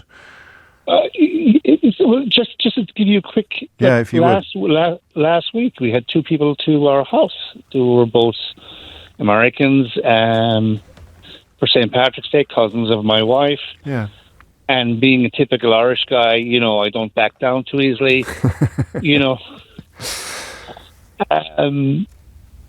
It's what did they say? Try to have a conversation. They're just brainwashed. It's a cult. You can't have a conversation. They don't believe in climate change. Trump is the second coming of Jesus Christ. It's just you can't have a conversation. They would. Why do they hate Europe? Why do they hate Europe? Why do they hate Europe? That's not the question. The question is, why do they hate anybody? They hate everybody. Why do they hate everything? Yeah. Except Vladimir Putin. Yeah. The funny thing, James, is I have been watching this. I've been here since 1989. I've been watching this. I mean, having cousins of mine on Long Island. They don't speak to me anymore. They don't talk to me anymore. It's just insanity squared. It's going on. This didn't happen yesterday. This didn't happen a decade ago. This has been going on for 10 years or 40 years. And it's a natural progression. The Democrats are spineless. They're corporate Democrats. They're all for sale. Everybody's for sale here. That's all they care about is money. They don't care about human beings. They don't care about people in Palestine. They don't care about anybody. It's for sale. Everything's for sale. Human beings are for sale. Slavery is back. What are you going to do? I'm leaving. You're leaving the country? Coming back to Ireland? Not sure. Not sure yet, but you can't stay there. Is that a common position? Are you an early adopter? Are you a canary down the coal mine? Or do you have conversations with like-minded people who are, I'm going to use the word despairing in the way that you are? It's more than despair. I don't know what word you would use for more than despair. I'm distraught. I mean, because it's not for me. It's not for me or my family. We have an option. We have the option because all my kids have European passports. They've all got Irish passports. We have options. I talk to people all the time. Can you imagine being a black person in this country? No, I can't. We haven't. To my shame, we haven't really gone there because apart from the stuff about trying to remove evidence from military archives, and I read today that NASA is dropping its plan to put a woman and a person of color on the moon, and anything that involves the very suggestion that we're all the same is anathema now. This is 9 weeks in. Yeah, exactly that. This is not. Can you imagine where we're going to be in 9 months? This is 9 weeks. Briefly, if I may, let me take you back to the St. Paddy's Day dinner. What was the flashpoint? What was the moment where everything turned a little bit sour? What was the topic of discussion? Which one? Oh, electric cars. Oh, really? Climate change isn't real. It's not real. Nothing is real. So how do they make sense of Musk then? Or am I asking a stupid question because I'm bringing a toolbox of normality to a conversation that's fundamentally abnormal? So because they all hate electric cars, but they all love Elon Musk. You see, the problem, the mistake you're making is you're trying to make sense of the nonsensical. I can't help it, Paul. I can't help it. It's who I am. It's what I do. I'm trying to make sense of the nonsensical. I'm going to have that on a T-shirt. I'm going to get that on a T-shirt. Yeah, well, how much do I get? I'm in America. I need some money. I'd pay for your flight. You can come economy. 28 after 11. And it worked on Brexit. A lot of people drawing parallels with Brexit. Here's a brilliant observation. On another economic front, Trump's voters overwhelmingly favour the idea of tariffs. That's who Paul's talking about. Most of them don't believe that tariffs will make prices higher. For the third who do believe that tariffs will raise prices but support them anyway, it's presumably a cost that they're willing to bear for unspecified rewards. Do you remember the calls I used to take from people who told me they knew they'd be worse off but they wanted to leave the European Union anyway? And then I'd ask them why, and if they were being honest, they'd talk about how much they hated immigrants, and if they were not prepared to be honest, they'd talk about how they hated all the laws that they could never, ever, ever name. So I could make sense of the nonsensical during Brexit. In fact, I made a bit of a sort of speciality out of it, if you'll allow me a moment of self-reflection. I can't make sense of this, as Paul points out, but I can't stop trying, because there must be ways to do it. And now we've got the question that boils down to, why do they hate us? Why do they hate Europe? The same question that 10 years ago I was asking about murderous Islamist terrorists. Why do they hate our way of life? Is it the same question as why did Elon Musk buy Twitter?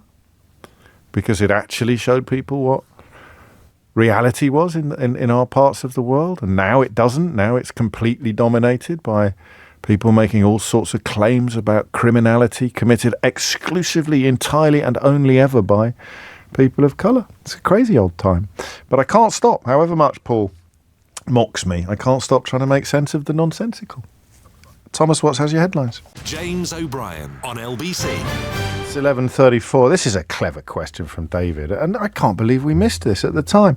We probably didn't, actually. I do remember one day doing a Brexit phone-in and taking a picture of the switchboard because every single call was coming from the EU, coming from continental Europe. That's the reach this show has now.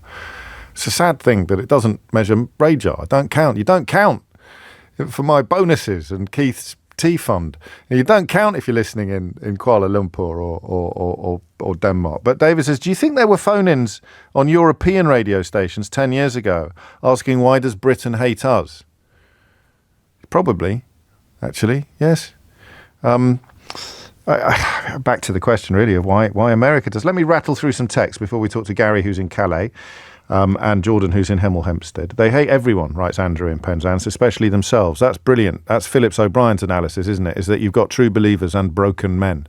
The broken men hate everyone, especially themselves. I don't know about the true believers. Alan says they just want to look like big boys, James. It's American exceptionalism gone into overdrive. This is why we should drop the leader of the free world title. It's gone to their heads.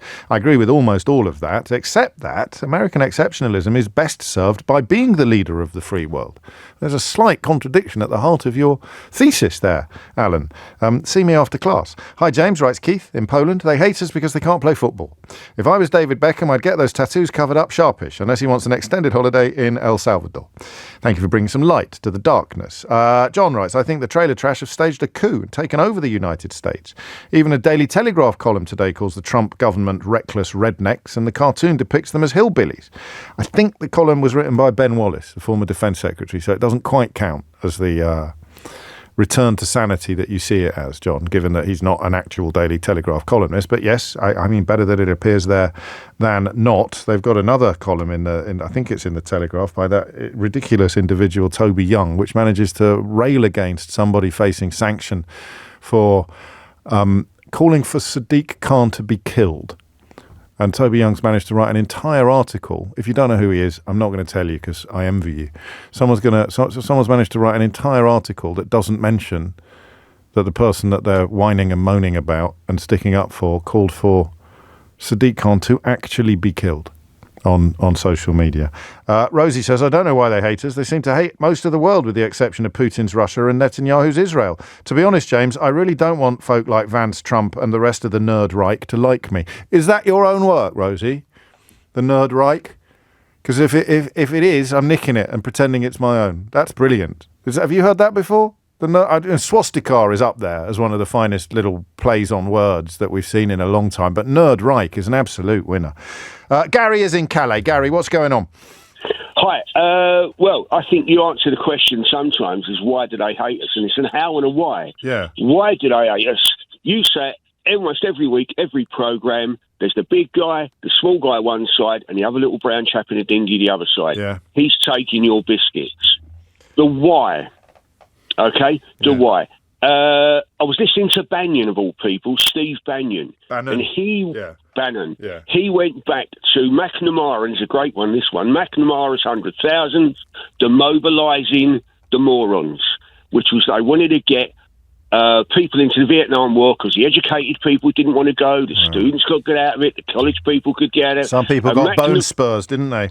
And some people got bone spurs, and McNamara come up with the McNamara's 100,000s, the McNamara's morons, mobilising the morons, lower the standards to get into the army, lower the qualifications to get into the army, and that got far more working class people, the rednecks in, etc., who had 3 times the casualty rate than anyone else. Bannon turns around and says they love Trump because he speaks to them, because he is the language of a third-grade student.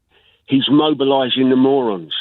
They turn around, people from Arkansas, wherever, and they turn around and go, I understand that, man. He's talking to me, because they've got the education level of a third-grade student. Yeah, well, that works up to a point that people are coming and sitting at Paul's dinner table in New York City who are clearly not part of this. I've got family members, not family members, but close to family members, like godparents and things, in the United States who are Donald Trump fans. And you know, they were successful business people in Edinburgh. They are not third-grade students or McNamara's morons. They're buying it as well.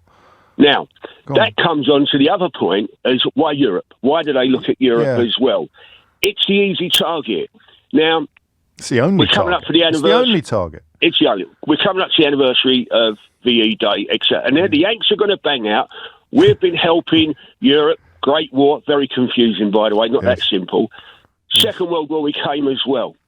You go to Omaha Cemetery, look along the rows of those graves. Where did those guys come from? Yeah. Their parents come from Denmark, Sweden, France, Russia, Germany, Holland, all over Europe. Yeah. You can say a percentage of their parents. Their grandparents almost certainly did. They looked, as Eisenhower said, a crusade in Europe, crusade in Europe to democracy, etc. They were looking almost at Europe as the old country. Yeah. You're 4 generations on now. To those people, Europe might as well be another planet. Wow. It's an easy target. And that's why we talked of the special relationship, and it's why we should stop now. Anymore. We're protecting our own by joining the. I mean, there was plenty of resistance, as you will know more about this than I do. There was plenty of resistance to the idea of joining both both world wars in the United States. Charles Lindbergh, I think, was one of the great focuses of fascistic Legion of George Washington. That's the fella. But and the other point is as well, the only black guy ever to lead, or the first black guy to lead a unit of non-segregated military was in Spain in 1936, killed at the Battle of Barunte. He was being interviewed by a Chicago newsman. He said, why are you fighting in Spain? He said, if I'm not fighting the fascists here, I'll be fighting them in St. Louis. Wow. That's why you're fighting in the Ukraine. The other thing is you saying about the thing today with the what they've had on with the Snapchat thing, whatever it was. One interview, the guy turns around today and said, don't worry, we've got Elon looking at it. Yeah. Well, I mean, the satire alarm broke years ago, didn't it? But yeah, don't worry, we've got Elon Musk looking into what happened. You're absolutely right. I forgot to play you that clip. Oh, that's all right then. Everyone relax. Elon, because that's a bit like when Jeremy Corbyn suggested didn't he suggest sending the poisons after the Salisbury attacks to Russia, to Russian labs to check out whether or not they were dodgy or something? Yeah. It's up there, isn't it? Gary, are you well? Are you well? Very well, sir. Nice and sunny. Off back to Normandy. The French are taking it quite good over here, to be perfectly honest. How do you mean? Everyone's looking at let's dump the F-35 and buy the Rafale 4. So they're all looking. Well, these are the devil will be in the detail, and of course it leaves the UK in a particularly tricky spot at the moment, because this 150 billion euro fund to be spent on military hardware and software and whatever is in between hard and software at the moment would not be available to us because we are not members of the European Union. But I suspect that will change. A lot of love for Gary coming in. Is a regular caller, far too busy doing the work of the angels to phone us as regularly as he otherwise might. But he always goes with our love and best wishes. A little quick clip as well, because he's reminded me. This is John Ratcliffe, the director of the CIA, the bloke responsible for bringing the undercover operative's identity into the group chat that had also involved an accidentally invited journalist, while the Secretary of State of Defense was reassuring everybody that it had been cleared by OPSEC. So the Democratic Senator Michael Bennet picked up on another element of the story that you might have missed, just as I forgot to tell you that the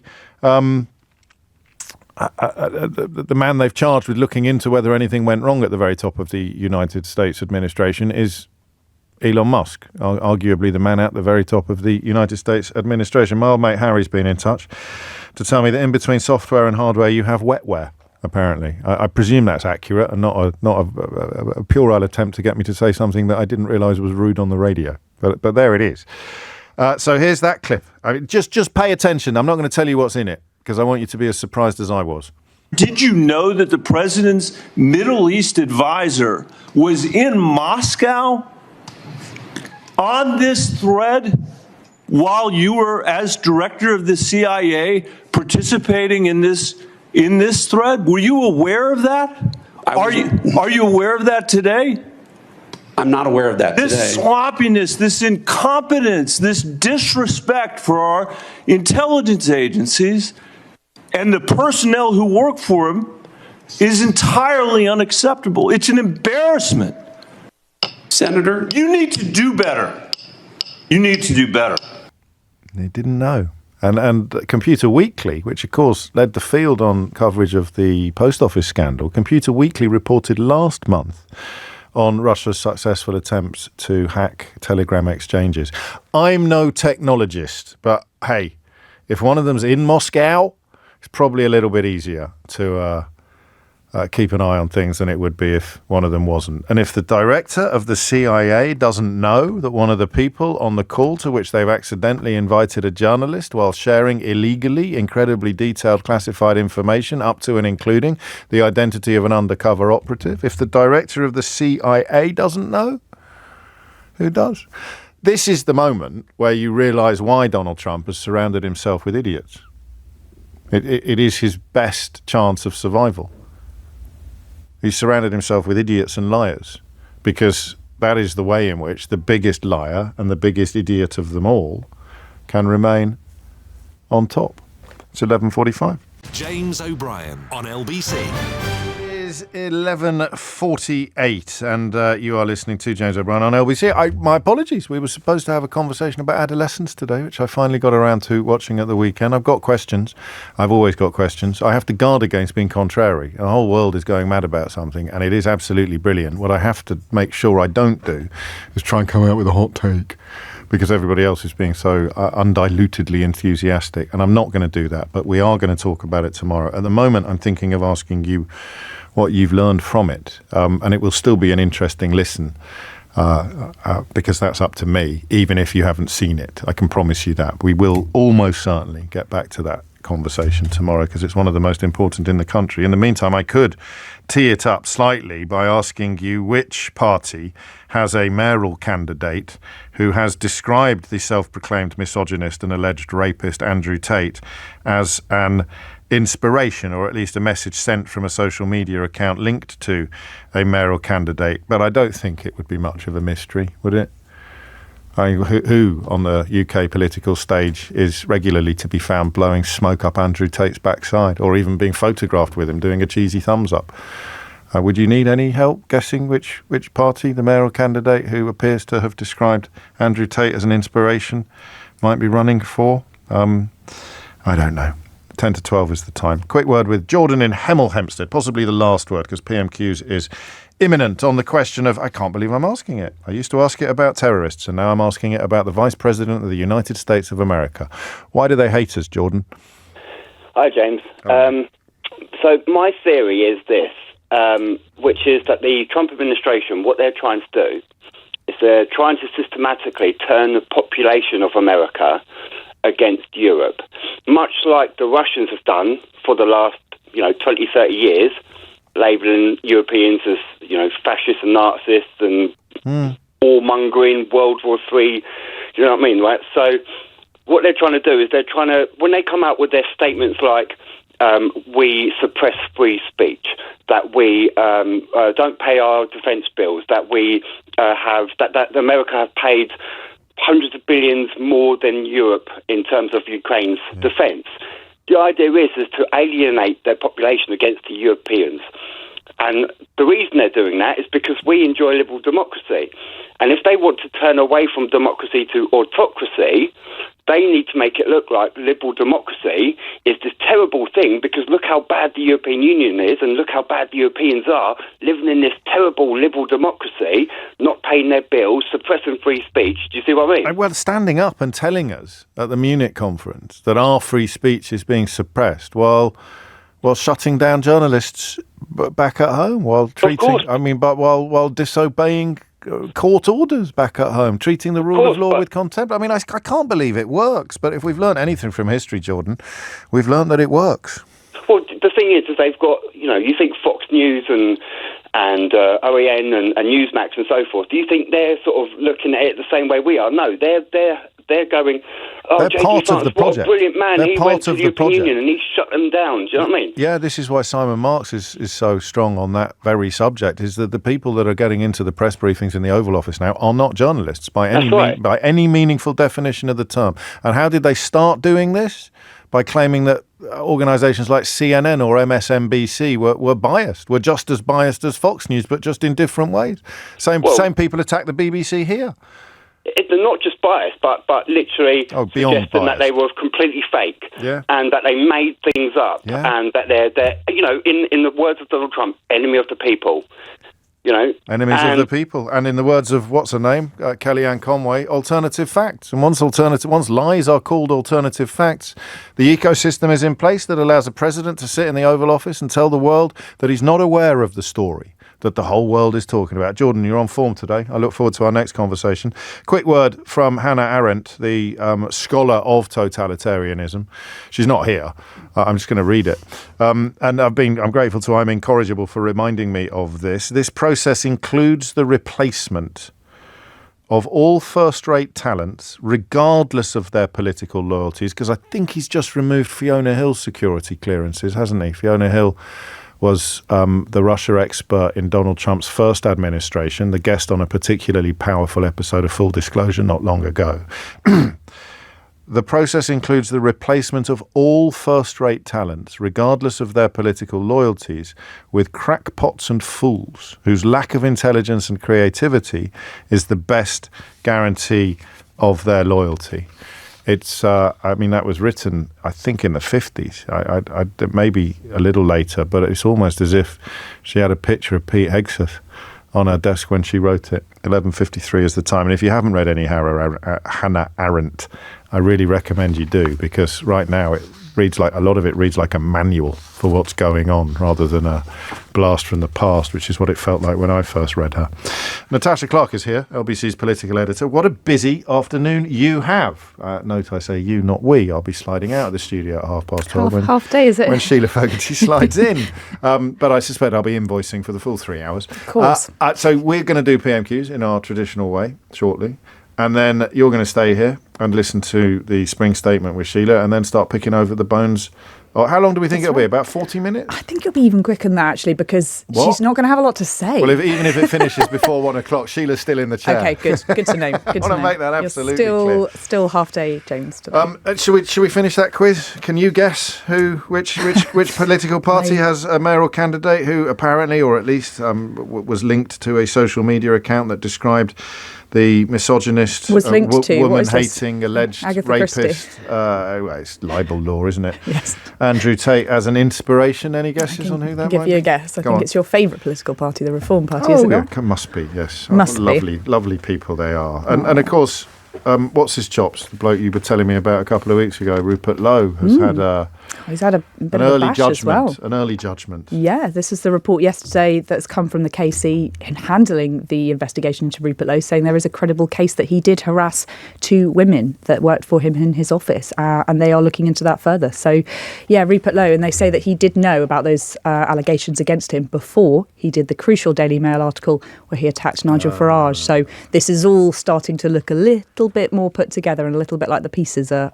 starting to make a bit more sense now, isn't it? Can I make a prediction? I'm not on Twitter anymore, but would I be right in thinking that Rupert Lowe has mounted a furious defence of his own conduct on Twitter? I haven't checked his Have you not? X. Okay. He was Xing, do we call it that now? Whatever. Several times a day. I haven't checked it in a while. I kind of figured that he's now irrelevant to British politics, and I thought maybe I'll turn him off tweet notifications. But just by way of clarification, you can still sit in the House of Commons as a Reform MP if you've been jailed for beating up a woman, but you're not going to get the whip back if it turns out that you have harassed some female colleagues. I mean, I don't think Nigel Farage wants him back in the party. I don't know if you saw the BBC report about those leaked WhatsApp messages of Nigel Farage attacking him, shall we say that, last week. I don't think he'll have him back in the Reform Party anytime soon, unless he thought that it was some sort of political gain for him, in which case perhaps he will think again. We'll have to see. I don't think he's going to get exonerated by this Casey report anyway, so it's a bit of a moot point. We shall watch with interest. I've got an extraordinary applicant for Idiot's Corner here. Do you want to hear it? Go on. It's from James, but, Not you. It's not a guarantee of intelligence, that name. Listening to LBC, writes James, this is what happens when the left wing loses every election. We have to listen to their whinging and manipulation and lies until the next election. Boring, he writes. Three thoughts. First thought is, ask a trusted adult to show you how your radio works, because it's optional, this programme. Number 2, and I can't believe you didn't notice, but Labour won the last election, mate. Not the left wing. And number 3, I guess it's going to be you're not going to be lonely at the moment in Idiot's Corner. What is Kemi Badenoch going to ask Keir Starmer in approximately 4 minutes' time? So, Spring Statement Day is always a bit weird, isn't it? Because you either, as the government or the opposition party, talk quite a lot about the Spring Statement, or you go on a complete wildcard option and do not talk about it at all, knowing that the news bulletins are going to be filled with other stuff later on, and you will have your chance to talk about the economy and the Spring Statement later on. So some wildcard options I've got for Kemi Badenoch. Inquiry into rape gangs. She's been talking about this week about how the government have not done a statutory inquiry into that. Right. This free speech row, which we got this morning, I think that Kemi Badenoch would like to kick the boot in a little bit over this. She believes... This is the university? Yes, the University of Sussex, which were fined £585,000 by the regulator, accused of perpetrating the culture wars. But Labour left. I mean, there was some dispute over who should have been sitting on this weird sort of body that was going to police what students could and couldn't say. And I think Toby Young was one of the people originally suggested, and then some of his old comments about women's breasts and disabled people and phrases I'm not going to repeat on the radio, but involving sexual claims about famous women came to light, and he was adjudged to be completely unsuitable for this role. But Kemi Badenoch put him in the House of Lords anyway. He's the bloke that wrote an article today about freedom of speech in the context of the fellow that used to run Pimlico Plumbers, without mentioning what it was that he has said that people are unhappy about. In other words, calling for Sadiq Khan to actually be killed. So where's the mileage in this for Kemi Badenoch, given that, to the disappointment of many of his own supporters, Keir Starmer left these people in post and now they have simply done their job? Sure, I think she will use it to say that free speech is under threat in our universities. I think she'll keep it quite broad brush, and she'll keep it up as talking about Kathleen Stock, who is obviously the person that resigned after her quite extreme views were aired at universities, and she feels that she was unfairly treated. The university has been fined. I think she might use it as a bit of a wedge issue. The government has a completely different view on this. Didn't it? The whole trans stuff Totally. was claiming that it was an obsession of the Democrats when they hardly ever mentioned it, and of course the Republicans never shut up about it. And maybe your favourite topic, Sabrina Carpenter, might come up too. So, who knows? Do you really think so? Is there the freebie row? Yeah, okay. Because it lit up the border callers yesterday with people wanting to have their That's thoughts. the easiest thing in the world to do. Maybe. Is there anybody old out there feeling poorly? No, I'm going to argue this case because I do think it's an important story to cover. In the light of benefit cuts, in the light of slashing Whitehall spending, does it look good? Does it look good to have a Chancellor going to accept private hospitality? No, it might not. Okay. So I personally think she should be able to go to whatever concert she wants, but other people will get upset about that. And yes, and goodness knows there is a lot of effort put into making them get upset. We'll be clear about one thing, though. The security risk, whether you are a Prime Minister attending a football match or a Chancellor of the Exchequer attending a pop concert, makes it a completely different proposition from accepting free clothes or free spectacles. But until yesterday, no one in the government, until yesterday, Angela Rayner, when she was speaking to our colleague Tom Swarbrick, was making that argument in public. So we potentially might see that. I presume she thought everyone was intelligent enough to make it for themselves. But why are you making me talk about something I don't find interesting? Sorry. What else is going to be coming up at PMQs? I imagine Keir Starmer might want to mention potholes. Do you really think so? He loves potholes. Is it an emergency budget or is it a spring statement? It's a spring statement. The Conservatives would like it to be an emergency budget because they feel that Rachel Reeves has not done a fantastic job. He's just mentioned potholes, I'm told. Yes. Keith has already tuned in. No, you don't get a win for that because it's not PMQs yet, is it? Well, it is because he's right there. It's just we've not. But he hasn't been asked any Qs. That doesn't matter. He's the PA. You got two letters. You haven't got three. You've got a P and an M, but you haven't got a Q. Well, you said what is Keir Starmer going to talk about? Yeah. He's not going to get. He can't ask the questions. It's Prime Minister's questions. That's the sound of a hair splitting. All right. Well, I'm still right. What else? I'm still right. Else? Defence spending up. Yes. National living wage up. Social housing funding up. See, I could be an inflation down. Inflation down. Yeah, that's the only glimmer of good news for Rachel Reeves might be this today, and I'm sure she'll want to mention it when she does get up and talk about the economic figures, which by all means are going to be pretty dire. I think that's going to be the story of the day. Can Rachel Reeves grow the economy? I think the answer at the end of the day might be, not sure about this. It's looking unlikely. Can I ask you a really unprofessional question, Keith? You do anyway. On your toes. Do you ever think, and maybe you're not allowed to think like this, do you ever think none of them have got a clue?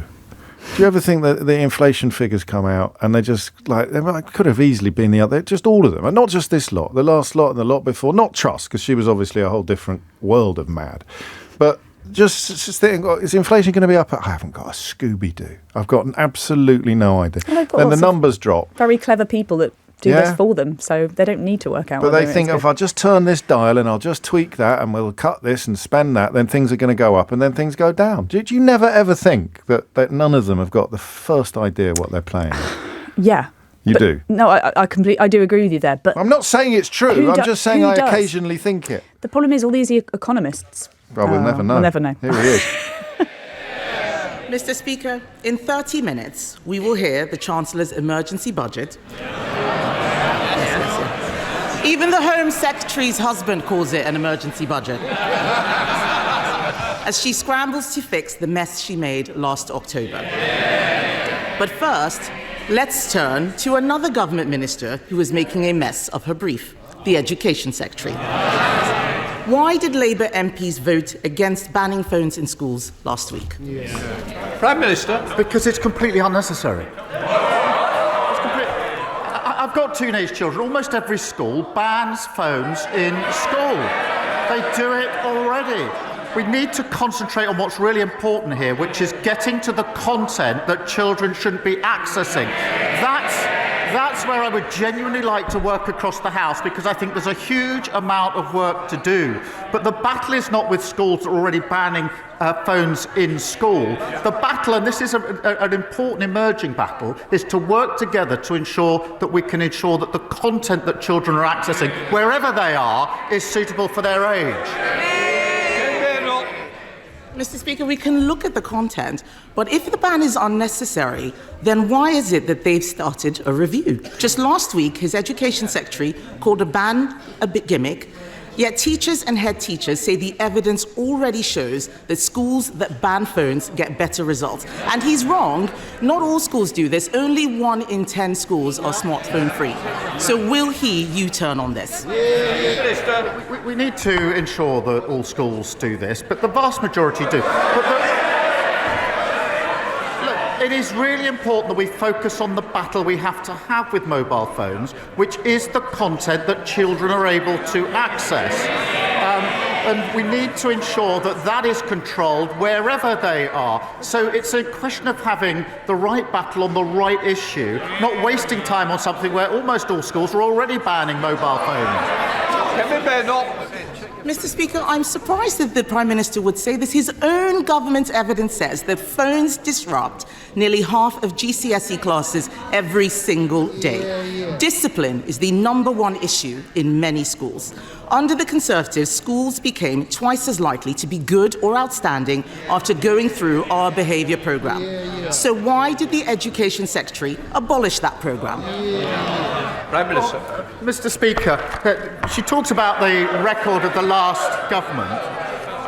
Under their watch, a third of children started school without appropriate level development, and that is not being able to use a knife and fork. A quarter left primary school without the required standard of reading, writing and maths, and 1 in 5 was regularly absent. That's why we're pushing up standards, more information from Ofsted, transparency for parents, more interventions where schools need it. Mr. Speaker, he's not answering the question about discipline in schools because he doesn't care about discipline in schools. Everything he does is ideological, and his decisions are costing schools so much. The national insurance hike means every state school in the country has to pay more for teachers. The Education Secretary promised to compensate schools in full for the jobs tax. Why hasn't it happened? Prime Minister. Mr. Speaker, it was Labour that introduced academies. We pushed up standards. And this is not ideological. I'm a parent of 2 teenage children, both of whom go to a state school. So I'm vested in this, and it matters hugely to me. Nothing ideological about it. That is why we're driving up standards, as we always have done.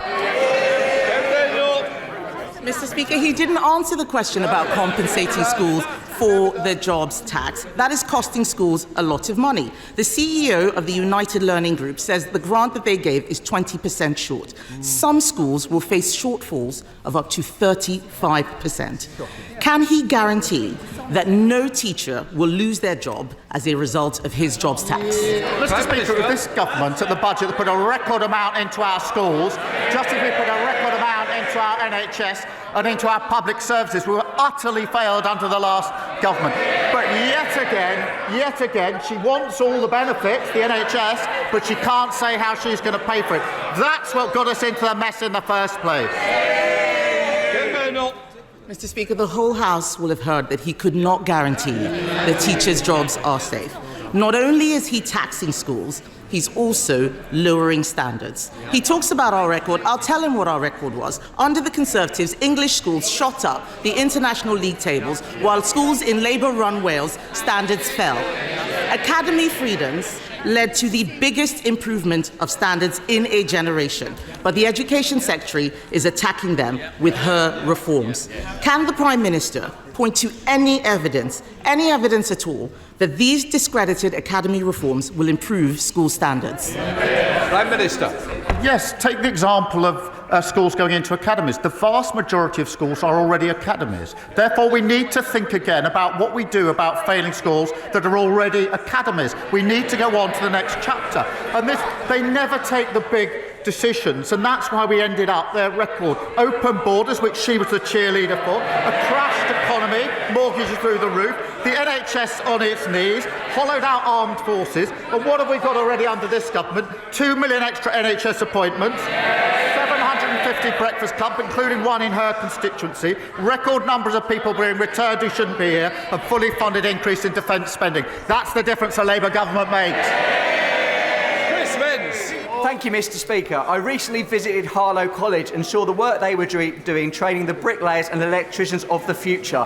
Would the Prime Minister agree with me that the work that FE colleges like Harlow College do is vital for the house building that we need for future generations? And what will his government do to support Harlow's next generation? Prime Minister. he's a great champion for his constituents. We are investing £600 million to train up to 60,000 more skilled house builders so we can support the next generation and deliver 1.5 million new homes. We're creating technical excellence colleges and investing in Stansted Airport, creating 5,000 jobs nearby, which will create more opportunities for young people in Harlow. Leader of the Liberal Democrats, Red David. Thank you, Mr. Speaker. The British drama Adolescence has shone a much-needed spotlight on the enormous damage being done by social media to the minds of many of our young people, especially teenage boys. Yeah.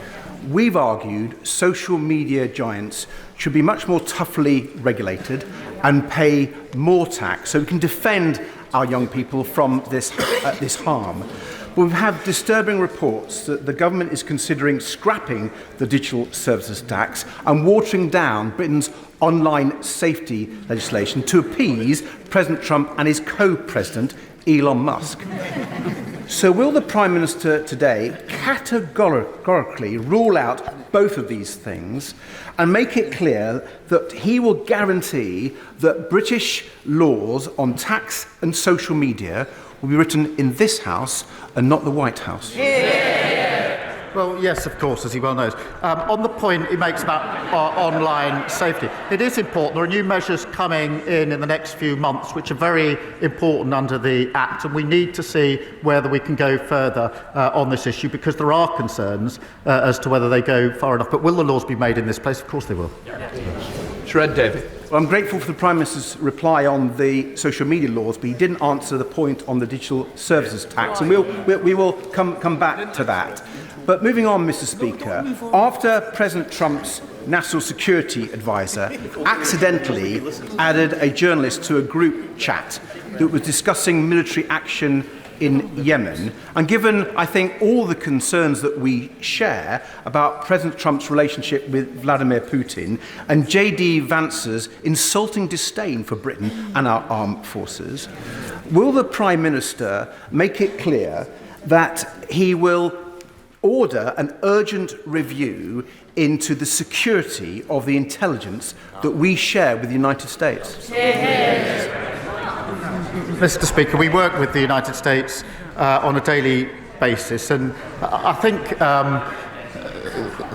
the honourable gentleman would like to think of himself as sort of reasonable, and when he's not jumping in Windermere, quite serious.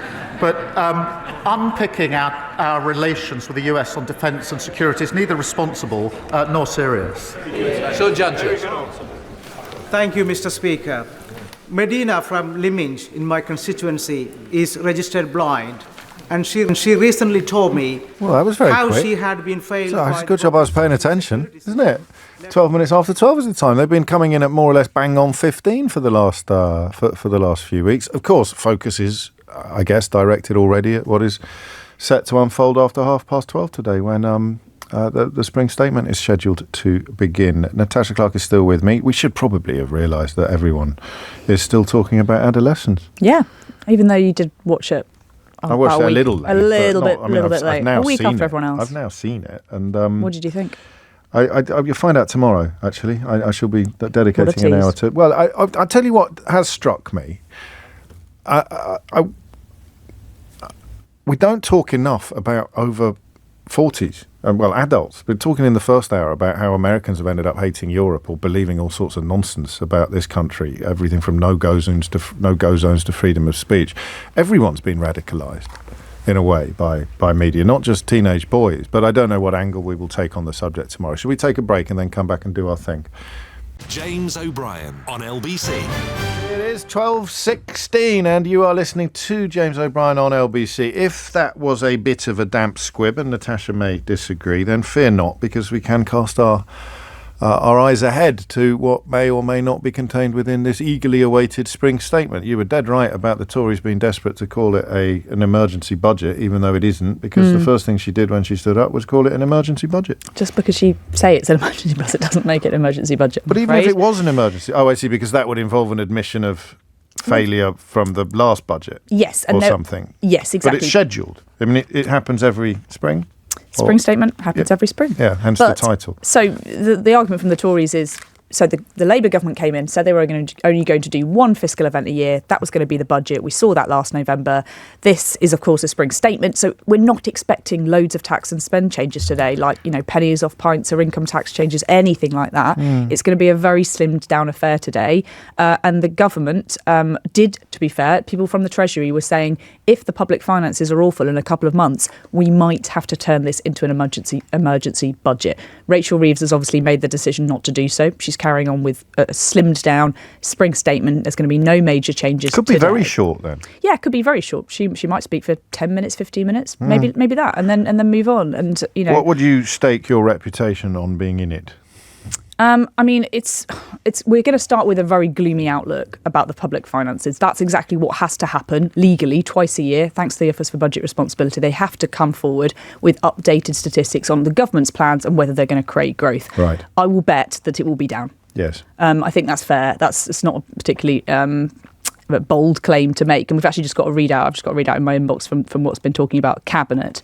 The Chancellor said at Cabinet that the spring statement would reflect a slowing outlook for global growth, which underlines the importance of the government's growth agenda.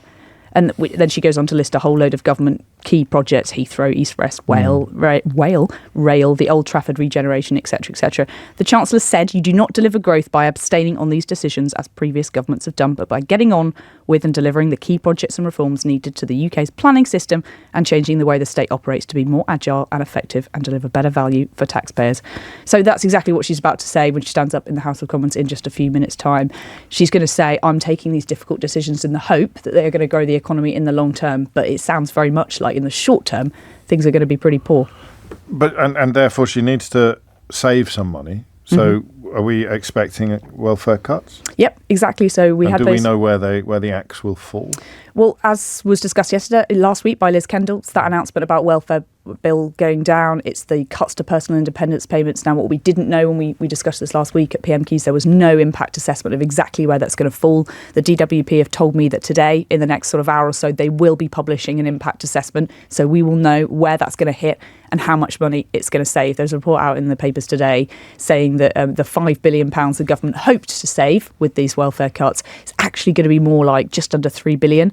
That Rachel Reeves is going to announce another £500 million worth of cuts today, which is going to take that up to around £3.5 billion. And then she's going to have to find another £1.5 billion on top of that to plug that gap. So all of this last minute wrangling, trying to fill these gaps in the public finances, it's not a fantastic look. And, arguably it does give the Tories a little bit of ground to go on today.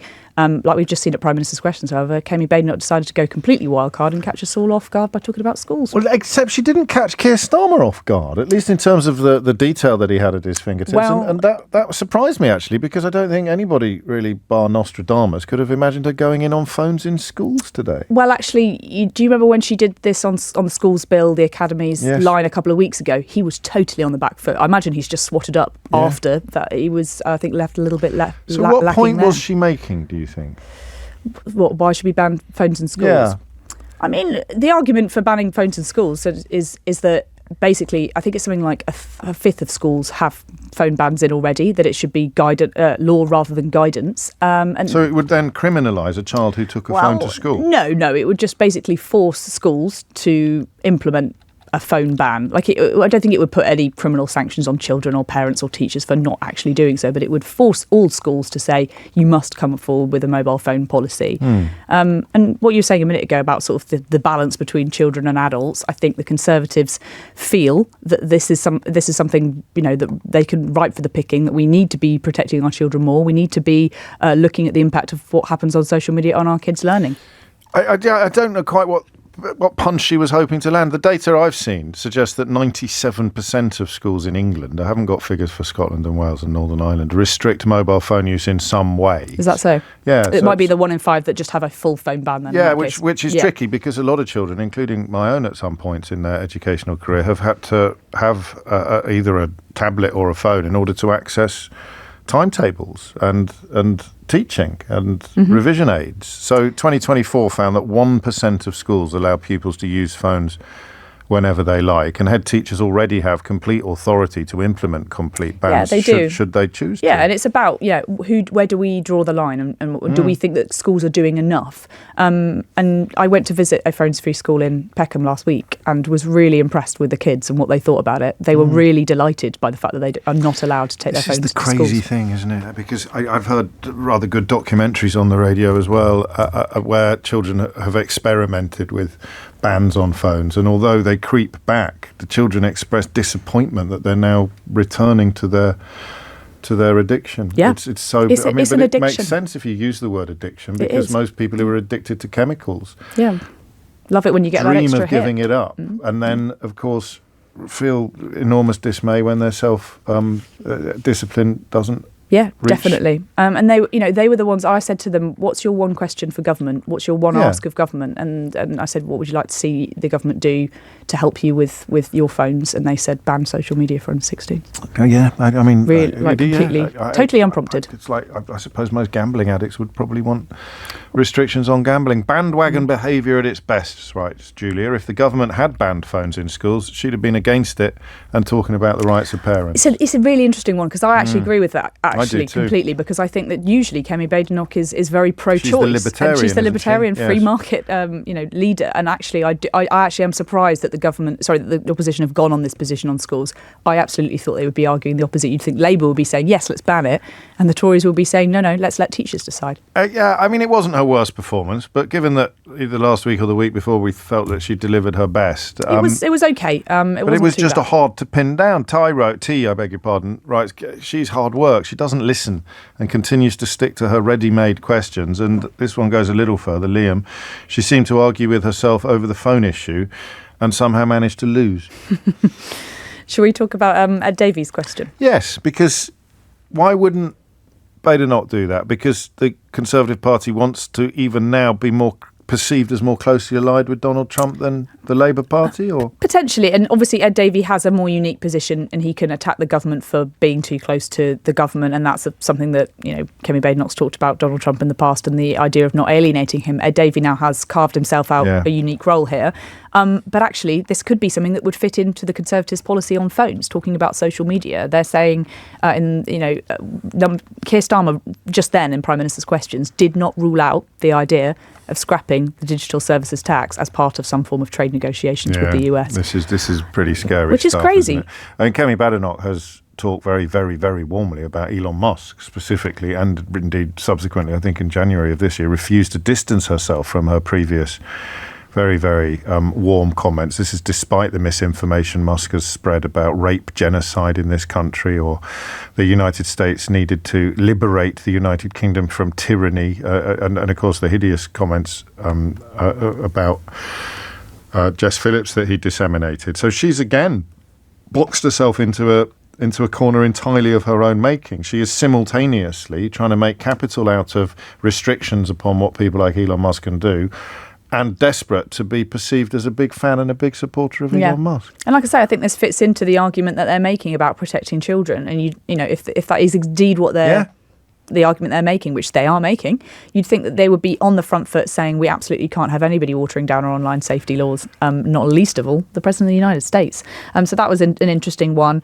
I felt he was wobbly there much more than he was on any of Starmer of Badenoch's questions. I thought when he went in on the not sharing intelligence question, Davey, I felt that was where Starmer probably felt the biggest sort of, oh God, because everyone knows that this is now reaching a point where... Where's that line? Yes, exactly. Where we is that crossed line? it weeks ago, but diplomacy demands that he can't say so, or even follow the lead that is provided by the crossing of the line. It's opposition politics at its cheekiest. Yeah, and there was a point with Theresa May when she was standing up next to Donald Trump at a press conference and had to publicly slap him down over Tommy Robinson. Yeah. That point will come for Keir Starmer. We've not reached it yet. And he said today, Davey said, will you urgently review what access we're giving to the US in terms of that? And that is a conversation that's going on in government. People are worried about the access, the Five Eyes access, and what we're telling our European counterparts and where that information is ending up. Keir Starmer said it would not be serious or responsible to look at that again because, obviously the US is such a big player. And, I think he's right there. But, good question from Ed Davey to hold him on that. And I think with prime ministers, sometimes the shorter the answer, the more uncomfortable they are with the question. Yeah, or the longer the pause before reaching for a relatively decent joke about jumping in Lake Windermere. Exactly, yes. And that is always the joke that you can always pull that emergency lever for Ed Davey. But actually, it's a very serious question, so maybe you shouldn't be making fun of him quite so much. 27 minutes after 12 is the time. I think we can all answer this from Stu. I would really value your opinion on this, James.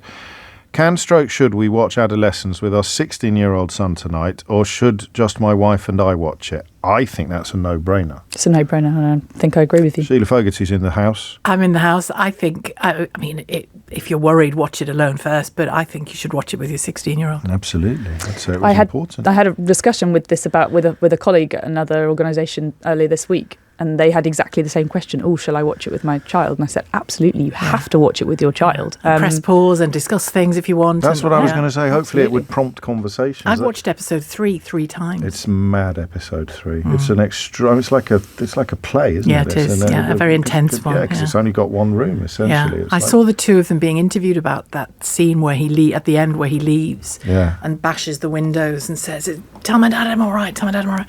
And in all the rehearsals, he'd only hit the window once, and in the final one he hits all 3 windows as he's leaving, and it made her more shocked, because that shock that she expresses at the end is real, and it stopped me in my tracks. 13 takes, so they did it all in one take, but they did 13 one takes. Yeah, for that episode.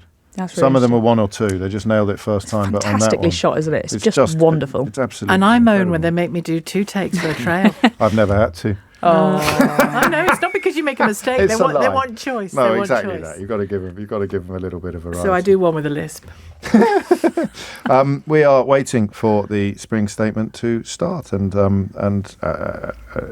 we'll probably drop the news as a consequence. We're expecting the schedule to be kept to quite tightly. As you've probably gathered, Sheila is coming to the studio a little early, which means that as soon as Rachel Reeves, or Rachel Raves, as I believe Natasha referred to her earlier, Rachel Raves. Did I say Rachel? Rachel Raves. Yes, because you swap the vowels around. It makes more sense to say Rachel Raves. It just makes you sound like you're from New Zealand. Rachel Raves. Rachel Raves. She's having a great time at Sabrina. As soon as she gets onto her feet, I will be out of here. And Sheila and Natasha will be picking up when that spring statement is complete. Just coming up to 12:30 and waiting to discover. So that is a fairly unanimous answer to Stuart's question. Definitely watch it. You must watch it with your 16. The line I took away was the one about we thought he was safe when in Stephen, his bedroom. Yeah, we thought he was safe. But I've said this on air before that we've had a decade or more of keeping children from the outside world for fear of something bad to happen to them. We've given them a device which gives them the entire world in their own bedroom. That's the mistake. Yeah, it is. Isn't it? Returning to some of this territory tomorrow, we should probably reflect upon what we are. What would be a bombshell, Natasha? I mean, is there any prospect whatsoever of Rachel Raves getting to her feet and saying something that has the entire House of Commons and everybody watching gasping in shock and surprise? You're going to think it's a boring answer. What if she rips up her fiscal rules? What if she announces a defence tax? I doubt those 2 things are possible. Or a wealth tax. Or a wealth tax. The first of those 3 options is probably the most likely, but I still don't think that's going to happen. Lots of people saying to her, you really boxed yourself in with all of these rules that you've set yourself and this tax triple lock that you won't raise VAT, income tax, national insurance. Now she's going to say the world's changed. The argument is, from some people at least, well, if the world's changed, why aren't you? Why aren't you ripping up this? Yes. And I wonder whether the British public would accept some sort of defence tax. I've not seen any polling on it. I don't know what do you mean by defence tax. So increasing taxes to spend specifically on defences, Ukraine, I see. Send money to Ukraine or boost our armed forces, or increase that GDP that we're spending on defence. Because Ed Balls suggested this maybe a month ago in his podcast. If I were Rachel Reeves, I'd rip up my fiscal rules and I would announce some form of defence tax. Yeah, and David Blunkett was saying the same. Super interesting idea. And when the world changes, I changed my mind. So what do you do? But actually, she does need to sort of say a little bit of that today about whether she is going to do that. And there is a chance that she does say the world's changed, so I'm going to rip up X, Y, and Z. All the indications we've got is that that's not going to happen. But I think there will be people now asking, well, why not? She's not much of a ripper-upper, is she, by nature? No, but she did bend her own fiscal rules last year. So, why not just rip them off? Just put them all in the bin. Put them in the bin, Rachel. Go to the rave. Start again. Yes, start again. But in fairness, I think that is fair to say that Donald Trump has completely ripped up the world agenda, right? And we should be thinking about things differently. Well, all the CEOs that welcomed his return to the White House are now sounding distinctly spooked. That's probably because they're going to get tariffs slapped on them. Well, it's a world economic situation. Yeah. It's an international economic situation, just as, of course, COVID and the invasion of Ukraine were, but it is a prerogative of opposition to pretend that it's all the fault of the domestic government, even when, as we discovered probably most pertinently, when Gordon Brown presided over the recovery from the global international crisis, but was still getting blamed for it at the last general election. You'll like this, from Phil. My attempt then at a Scouse accent. I liked it, actually. I thought it was quite good, James. Phil's been in touch. I'm not sure Stephen Graham is from Finland, James. Oh, that's a bit mean. Although he has such a strong Scouse accent, he kind of could be from Finland. It's an amazing accent. What was great fun was hearing my American friend try and make fun of the Liverpudlian. Sorry, not fun. Make fun of. That's fair to say. Make the Liverpudlian accent that didn't go down so well. Americans can't do it. I saw Stephen Graham being interviewed by an American. On an American TV show, and he didn't do a telephone voice or anything like that, but he definitely modulated to be understood, I think, because he really does speak quickly. Right, we're going to cross live to the House of Commons now for Rachel Reeves' spring statement. Rachel Reeves. Rachel Mr. Speaker. James O'Brien on LBC.